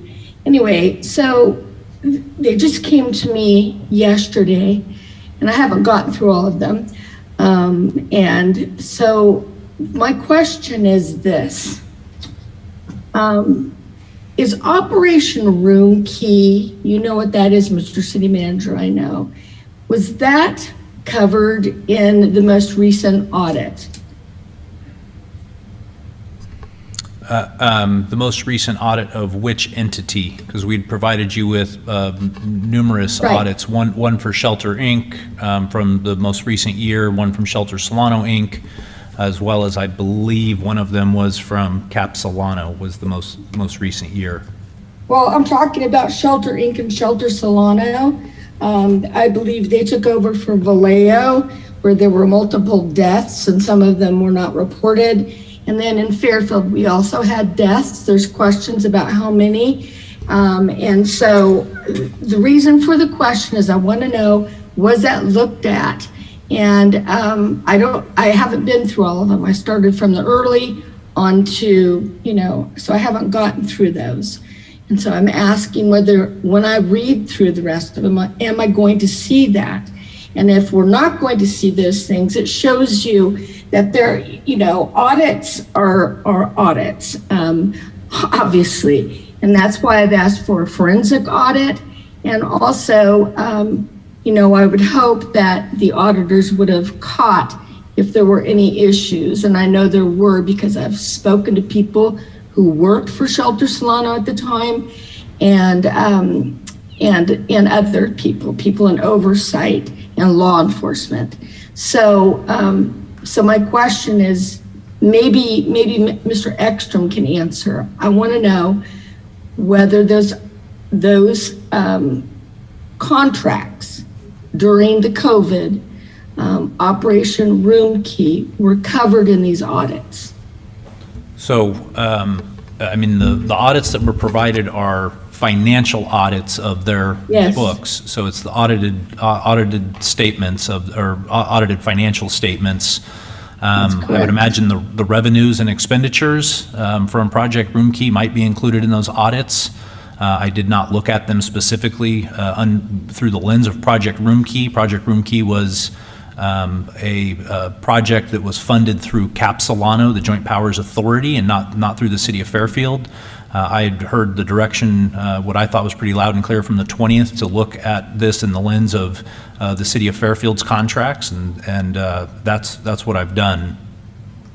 Yes, I appreciate that, Mr. Gassaway, and I'm well aware of what audits do. My father used to audit Fairfield and other counties, so I was part of that when I worked in his office, but I'm just asking what kind of oversight we have there.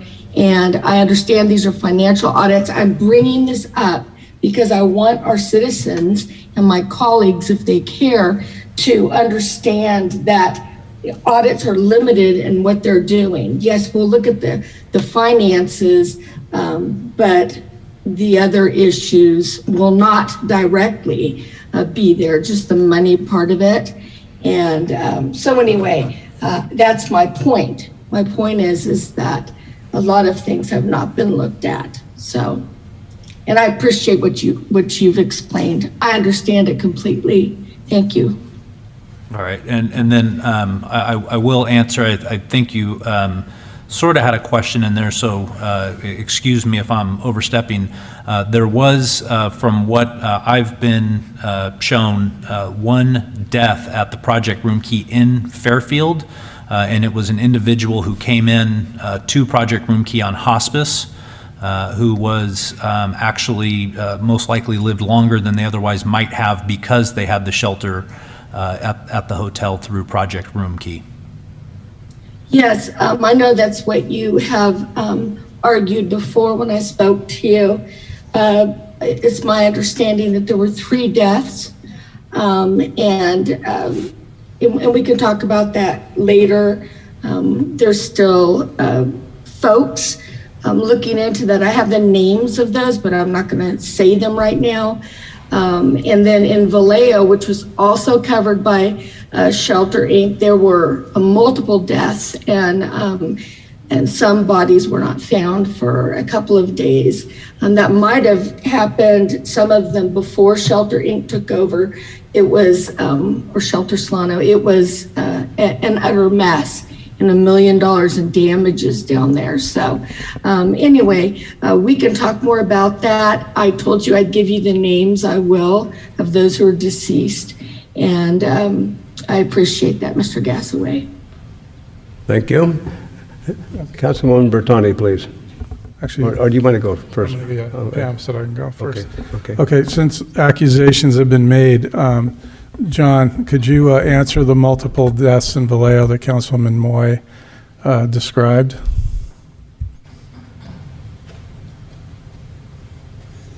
Good evening again.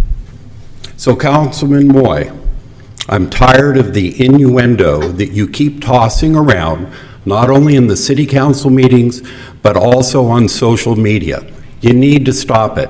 Everybody in the community is very dissatisfied with your actions. That being said, there were deaths at the Vallejo Project Room Key under the prior operator, not by Shelter Inc. The $1 million worth of damage was done due to the neglect of what happened prior to Shelter Inc. taking over. We took it over. We were able to get people housed, and the city of Vallejo praised us multiple times for the great work that we did coming in at the last minute. We had 3 days to staff up to take over because the other operator left. Anything else you'd like to know? Okay. Okay. Yes, stop with the alternative facts, please. Councilwoman Bertani. Mr. Ekstrom, we'll see what the community thinks, okay? We'll see.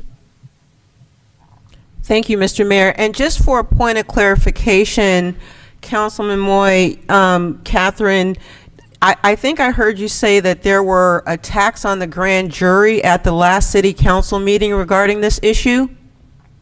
Yes, Councilman Bertani. Excuse me?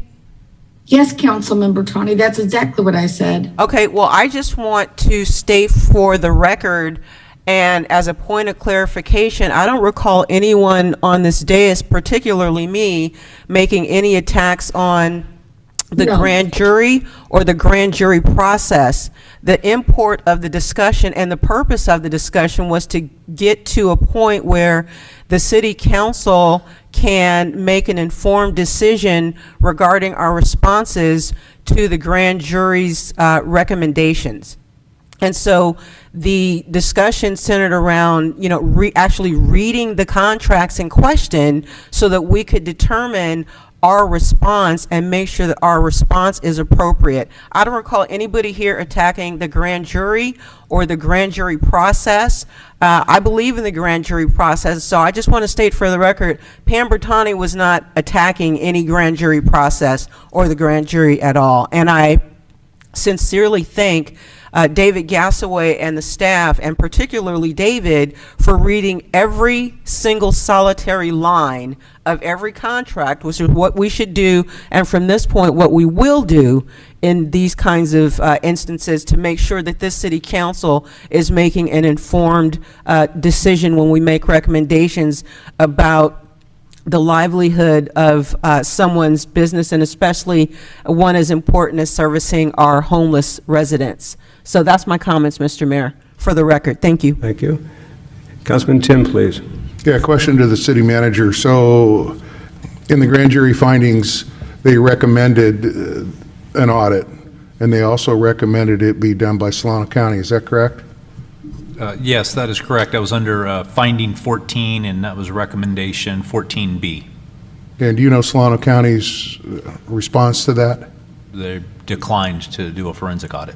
Thank you. So in this request for a forensic audit, this would involve multiple cities, multiple agencies, none of which really comes back to Fairfield. Is that correct?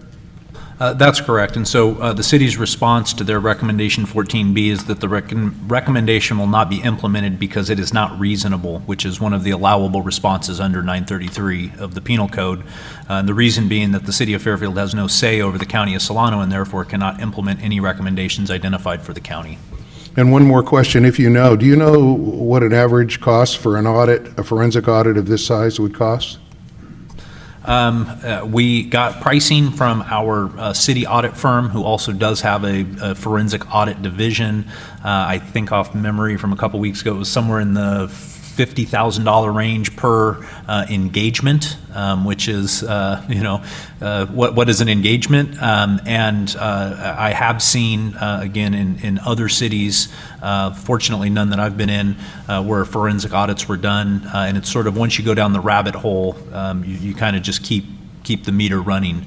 So it's not unheard of for it to be, in the hundreds of thousands of dollars for a forensic audit, for a true forensic audit. Okay, thank you, sir.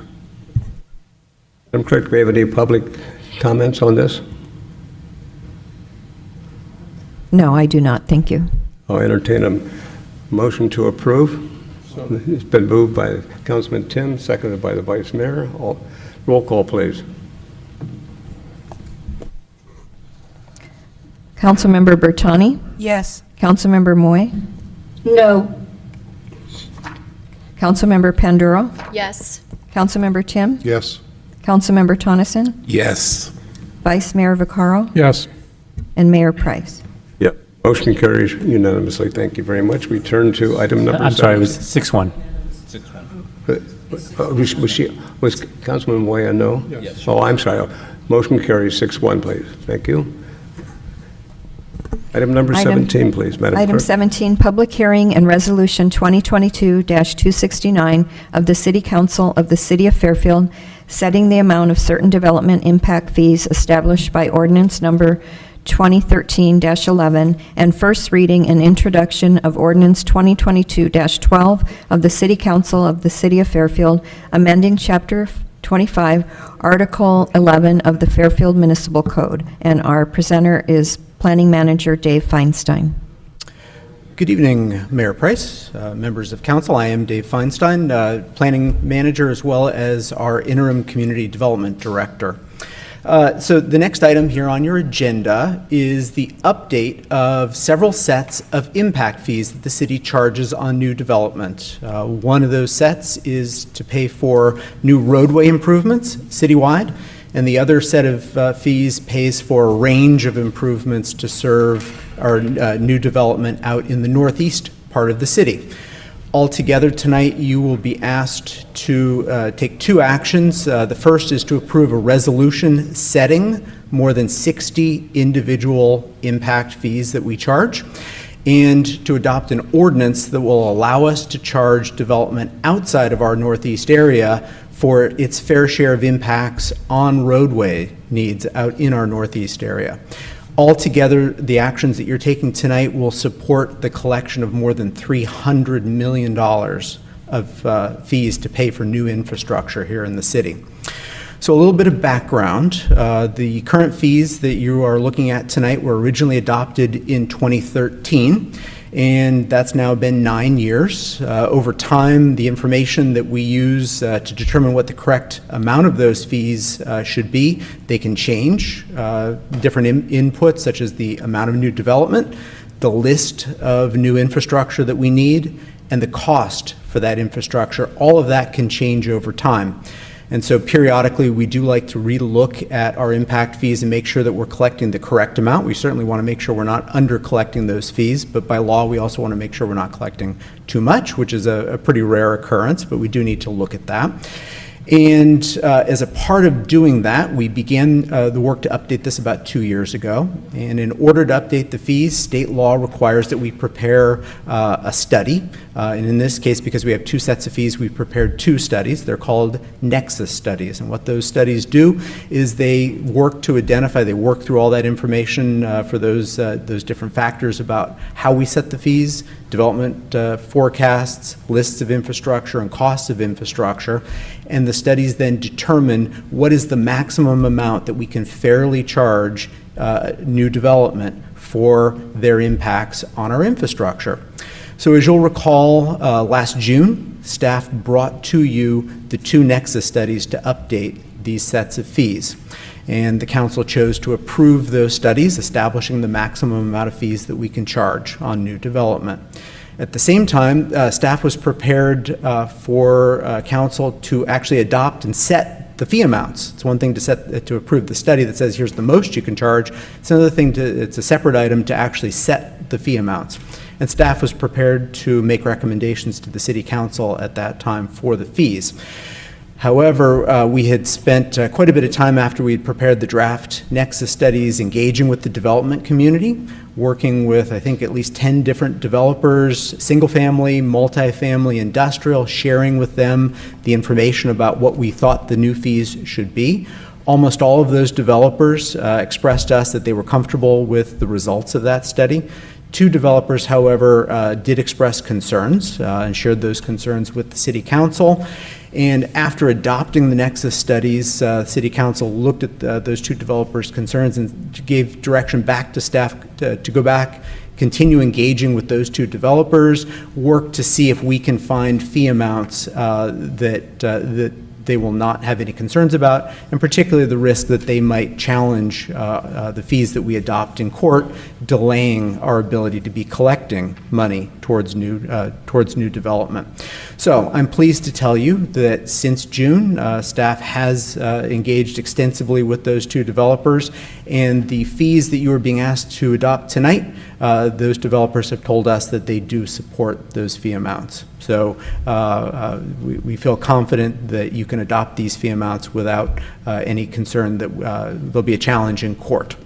So let's just quickly take a look at the fees and some of the information behind the fees. So the resolution that you're being asked to adopt would set fees that would be charged in 3 separate geographies, and you can see the geographies up here. The purple area is what we call our northeast area. It's the area that requires really the most amount of new infrastructure. That's largely east of Claybank Road. The heart of Fairfield area, and then pretty much everything else in the city, that blue area, what we're calling for simplicity here, the rest of the city. And as we'll talk about in just a minute, one of the key things we were looking to do with the update is to find ways to incentivize development in the heart of Fairfield and figure out if we're able to charge actually lower fees to incentivize development in the heart of Fairfield. And as we shared with you, we were happy to conclude last June when you adopted the Nexus studies, yes, they absolutely do support lower fees for the heart of Fairfield. And so you'll see that in the resolution that you have before you. Several different categories of impact fees, again, roadways throughout the city, and then in our northeast area, the fees pay for linear parks, gateway improvements, sewers, storm drainage, and open space improvements. The fees are charged across a range of development types: single-family, multifamily, commercial, retail, which is more high-traffic generating uses like drive-throughs, office and medical, and then industrial. And in particular, there are two separate categories of industrial that you'll be asked to set fees for tonight. One is for the broad sort of warehouse, speculative, and distribution kinds of uses, the kind of development that we mostly see in Fairfield. And then a separate fee for industrial, for manufacturing, independent of the warehouse. Ideally, we're looking to set a lower fee for manufacturing to entice developers to build manufacturing facilities here in the city. So as I mentioned, there are 60 different fees that you're being asked to adopt as a part of your resolution. I'm not going to go through all of them. Happy to talk about any of them if you have particular questions. Some of the key changes from our 2013 fees that you adopted, again, the new Heart of Fairfield sub-area where we can adopt lower fees. That's split between manufacturing and warehouse, and then updated fee amounts. I do want to highlight some of the fees just to give you a sense of the range of types of fees that we are being charged and how they compare to the current fees that are being charged. Again, not going to go through all of them, but here you can see probably the single highest fee that we charge is for a new house in the northeast part of the city. Again, this is the area that has the greatest amount of infrastructure needs. And so in order to pay for their full share, currently they're paying about $24,000 under the proposed updated fees, a little over $25,000, so a slight increase. One of the big changes, and we should highlight this for you, is for a house anywhere else in the city. So currently, a house anywhere else in the city outside of the heart of Fairfield pays about $8,500. What's notable is that in 2013, when we adopted those current fees, we were in the middle of the Great Recession. Development simply was not happening. And one of the things that the council at that time asked for us to do is to incentivize development. And so one of the ways development was incentivized was to substantially reduce the fees that we charged. And so that 8,000 figure that you see there is not paying the full share of their infrastructure needs, and in particular, what that fee does not include is any of the impacts that they're having on development east of Claybank Road and the need for roadways out there. So one of the things that is a key change tonight is that the fees that you see, many of them are now have development paying their full share of infrastructure costs, particularly to help build infrastructure in the northeast area. And so you do see a higher fee for a house elsewhere, because we're not suggesting anymore that be incentivized by not paying their fair share for development impact fees. What we are really pleased to, though, share with you is for apartments in the heart of Fairfield. Multifamily is the most likely kind of residential development in the heart of Fairfield. Currently, if you're going to build an apartment, almost $5,300, and that includes the subsidy where they're not paying for their share out in the northeast area. Under the the Nexus studies that the council adopted in June, the maximum that we can charge is $3,447, and so that's a substantial decrease. I think it's more than 30% decrease in the impact fees charged for a multifamily unit in the heart of Fairfield. The last set of fees I want to highlight are for industrial. And I mentioned that we're now proposing to split industrial into two different categories, into warehousing and manufacturing. Today, there's a single category just called industrial, pays $3.42. And just like I was mentioning with residential back in 2013, that fee was set substantially lower than the full fair share amount. And so with the proposal tonight, we're proposing to split industrial into two categories, warehouse and manufacturing, to continue to help incentivize manufacturing by setting a lower fee. Under the Nexus studies that you approved in June, the maximum fee would be set at $3.40. But warehousing throughout the city, rather than subsidize it, it would pay its full fair share of $5.28, which was the amount that was identified in those Nexus studies. I do want to note one item before I conclude on the fees themselves. The resolution that was proposed or that was presented to you in your packet had several typos in it as for the industrial fees. And so you have the dais actually corrected fees that relate to the actual fees that were shown in the Nexus studies. So the published fees are what's on the left. Those are what were in your packet. The actual correct fees that you're being asked to adopt tonight are on the right. So there are changes, and I should note that as a part of that typo, we did have the manufacturing fees were reversed from the warehousing, and so the manufacturing was shown as a higher fee, which we certainly don't want to set. So when you take action tonight, please make sure to adopt the corrected fees that were presented to you. The last item I want to talk about is the ordinance that goes with this item. The fees are established by Chapter 25, Article 11, XI, in the City Code. Currently, as I mentioned, we are subsidizing development by not charging development outside the Northeast for their fair share of impacts in that area. Article 11 codifies that, and so we need, in order for you to set fees that do charge that fair share, have to make a couple of minor amendments to Article 11. By doing this, by charging that fair share, it will allow the city to collect an additional $31 million towards the construction of infrastructure in the Northeast. So with that, I will conclude my presentation. Tonight, we are recommending that you hold a public hearing on these items, introduce ordinance 2022-12, and adopt resolution 2022-269, establishing the fees. Happy to take any questions. Excellent presentation, David. Any comments or questions, colleagues? Looks very encouraging, doesn't it? Okay. Okay, no comments. I will open the public hearing. Anyone choosing to speak on this item should do so now. Online, nobody? No. Okay.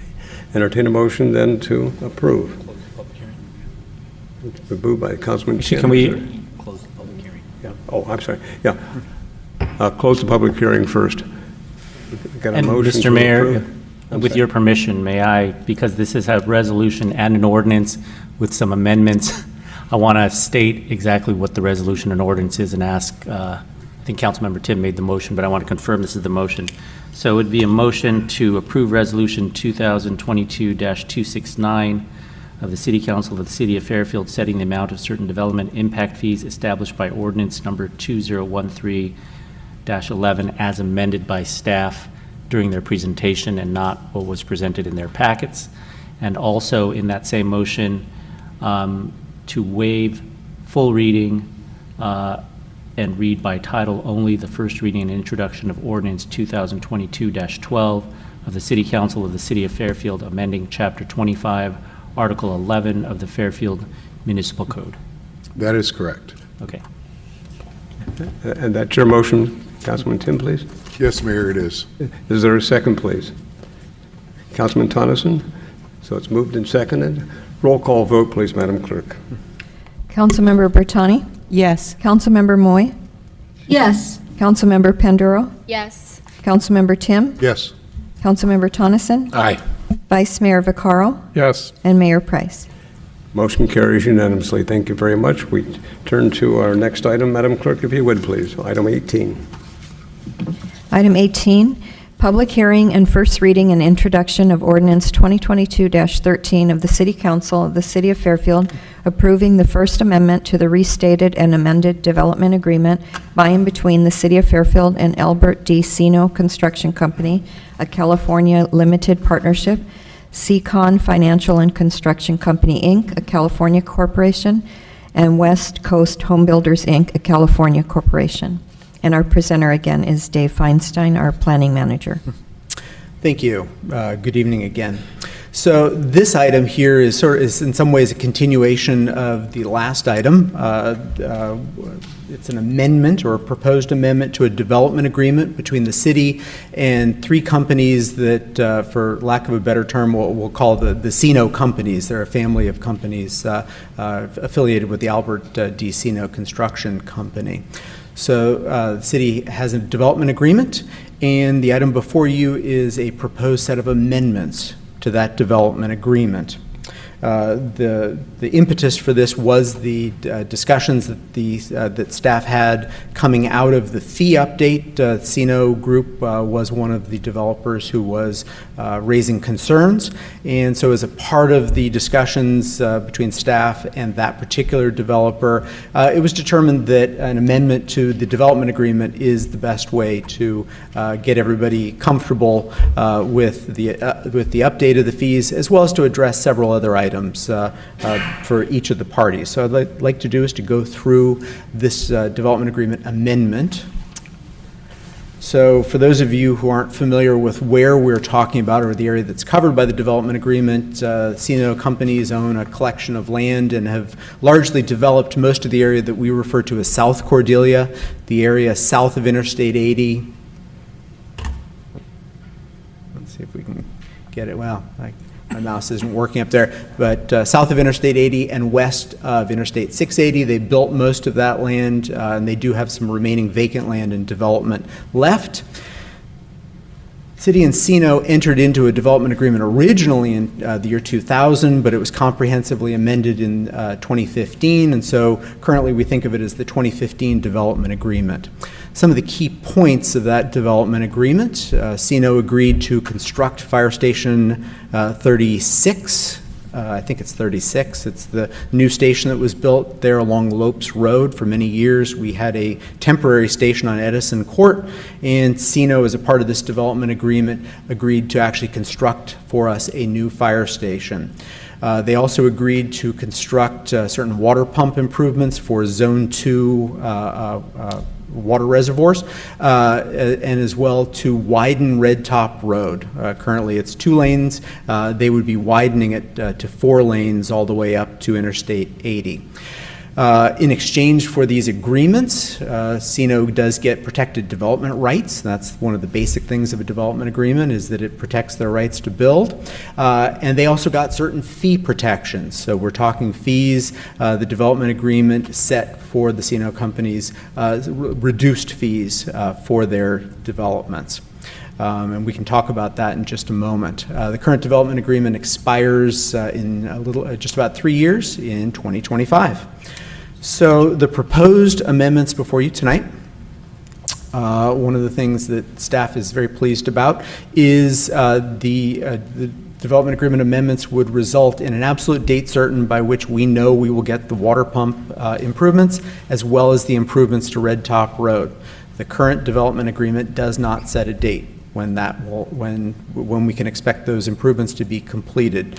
It does set at a certain point where we've finalized a certain number of houses out there. I believe it's 90, for example, for Red Top Road improvements. By the time we've finalized 90 within a certain geography, they have to do it, but there's no date by which that would happen, and they have not yet finalized those 90. So this gives us a lot of certainty, and we can tell the public, hey, look, we know this road will be improved and widened by that date.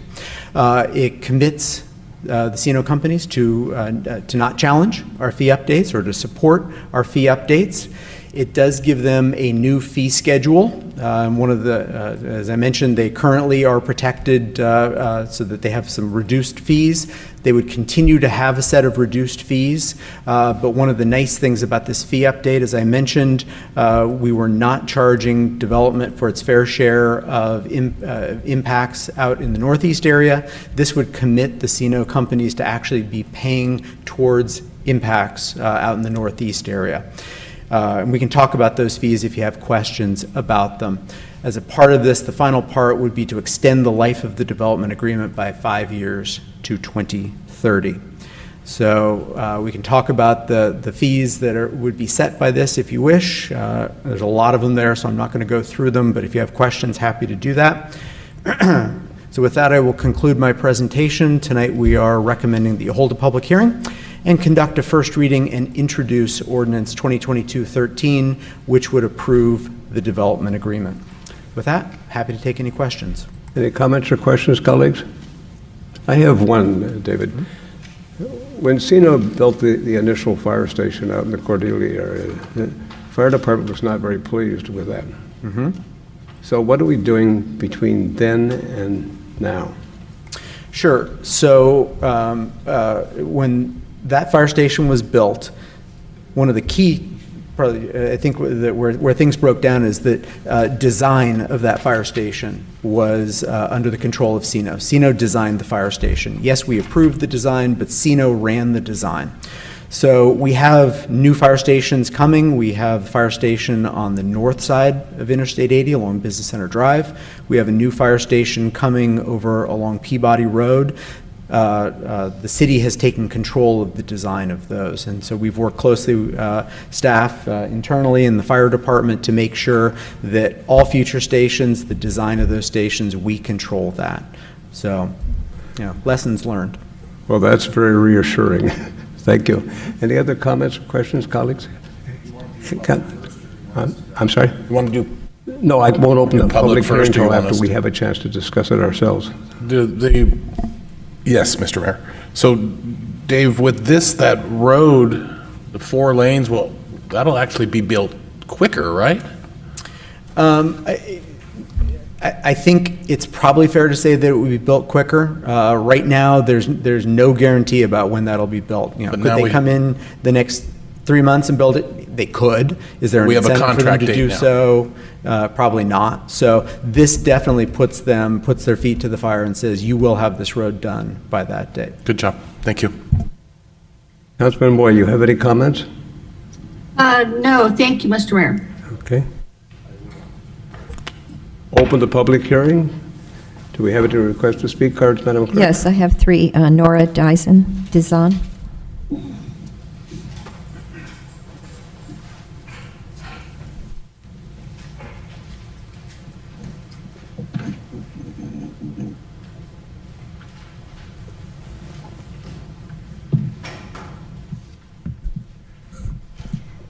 Good evening, Mayor Price and City Council members. I really do disagree with this idea that we're changing the terms for the widening of Red Top Road. The previous terms included a requirement of a certain number of units, I believe it was 90, that the road needs to be completed before any further permits are allowed. And it appears to me that this is a workaround from that condition, and now it's possible to just keep getting the permits to do the starts. And although I understand that possibly it might be quicker, I doubt that. Maybe it is because of the slowing of the economy. Still, how is it, if there is no real consequence to have to stop building, that there really is the requirement to complete this widening project? What if they just come back later on and say, oh, we need another extension, or we couldn't meet that? We're eliminating the need to finish a vital project. Don't do that. Our residents in our area have been dealing with this problem for over 21 years. 21 years. I'm sorry, that's just too ridiculous. So basically, you're giving favored terms to Sino, and we've suffered. And basically, again, like I said, if they are not forced to stop production, stop construction until they finish this, I see the only people who lose from this as all of us who live there. So please don't approve this. Thank you. Thank you. Susan Hoffman.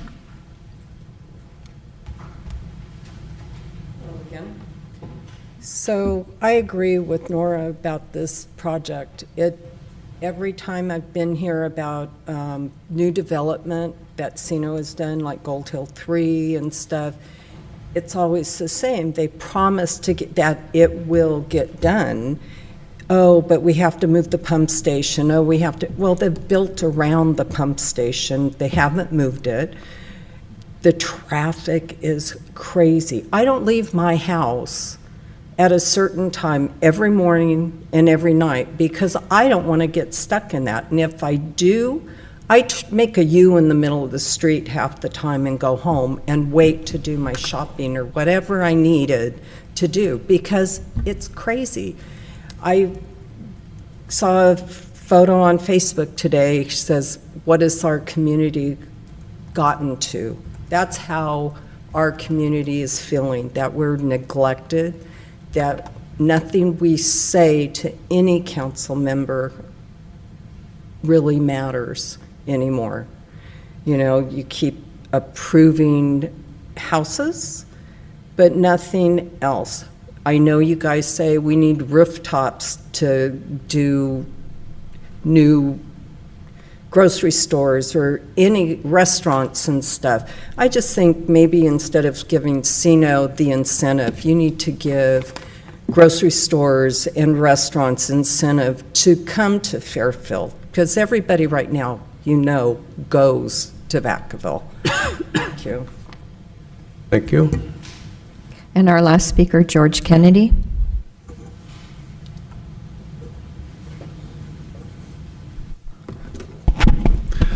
Good evening, Mr. Mayor, council members, George Kennedy, resident of Cordelia. I do agree on the traffic situation, around school time. Today, I spent 45 minutes in front of Rodriguez High School and watched for 35 of those minutes the traffic from Interstate 80 clear to the entrance of Red Top Road, to Rodriguez High School.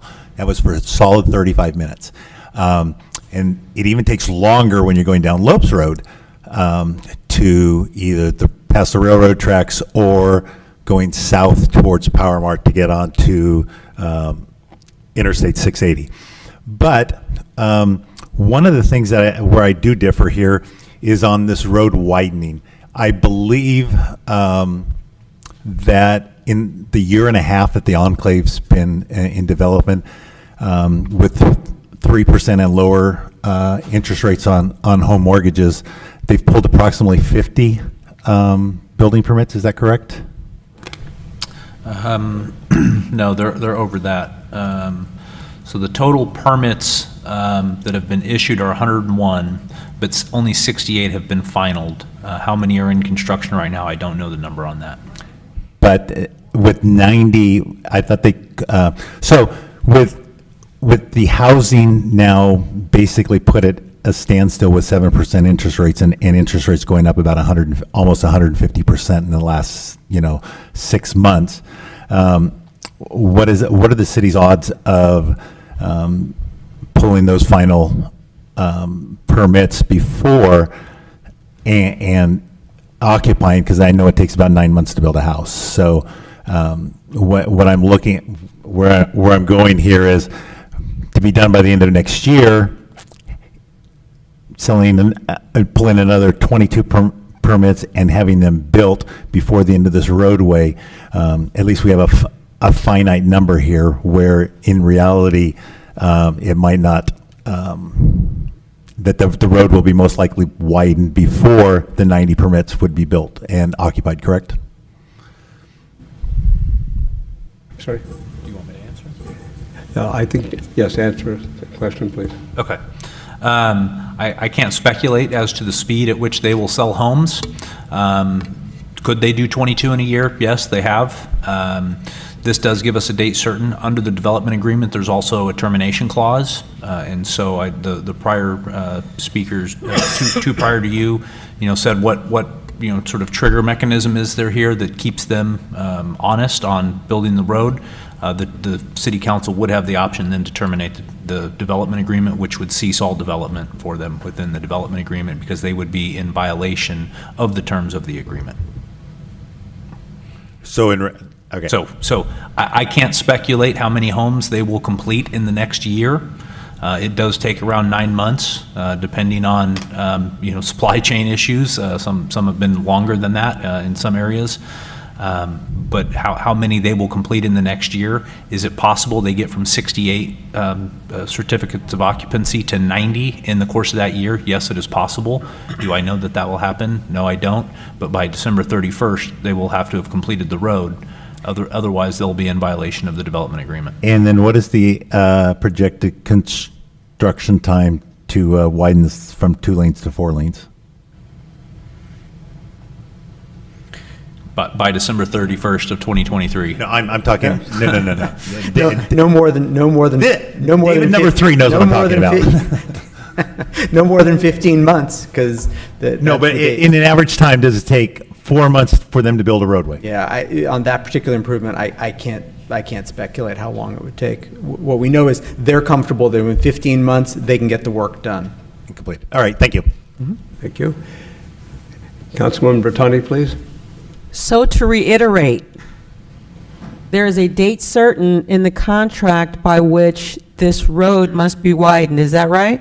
Under the proposed amendments, there would be, yes. Okay, and failure to have the road widened by that contractually set date is a material breach of this agreement, is that right? That's correct. Okay, and so at that point, if they fail to complete this road widening by the contractually stated date, this city council will have an opportunity to identify this material breach of the contract and vote to do what?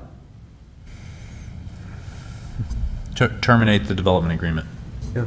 Okay. Which would cause them to lose all of their rights to development in all of these areas Which under the current could you terms. speak up and say that again? Which would cause them to? Lose all of their rights to development in these affected areas that are identified, that Mr. Feinstein identified on the map, that is various properties out in the Cordelia area.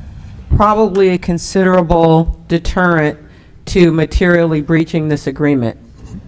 So this is not a free-for-all. We've put in some teeth, and we have the power to terminate this agreement, and they lose interest in various properties if this road is not widened. Okay, thank you.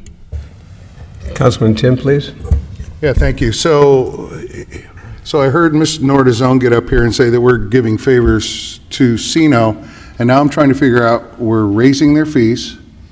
They don't have to build a road under the old agreement until the end of 2025, so now we're moving it up to the end of December of 2023. Is that correct?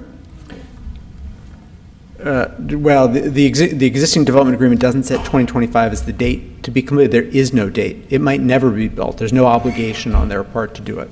So if they haven't hit the 90 built threshold, okay, I just want to make sure that we're all playing with the same set of facts and we're not wordsmithing something. No. Fees went up, and we know the road will be in by the end of December of 2023, or we can pull their development rights agreement. Correct? Yep, that is correct. That's all I need to know. Thank you very much. Any comments, colleagues?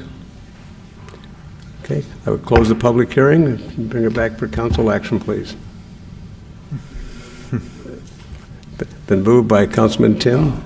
Yeah, I'm sorry, because it's an ordinance. The motion would be to waive the full reading, read by title, only the following introduction for first reading, which would be ordinance 2022-13 of the City Council of the City of Fairfield, approving the First Amendment to the restated and amended development agreement by and between the City of Fairfield and Albert D. Sino Construction Company, a California limited partnership, Seacon Financial and Construction Company, Inc., a California corporation, and West Coast Home Builders, Inc., a California corporation. That is correct. Okay. Ready for action, please?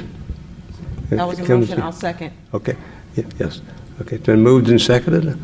Roll call vote, please, Madam Clerk. Councilmember Bertani? Yes. Councilmember Moy? Yes. Councilmember Panduro? Yes. Councilmember Tim? Yes. Councilmember Tonneson? Aye. Vice Mayor Vaccaro? Yes. And Mayor Price. Yes, motion carries unanimously.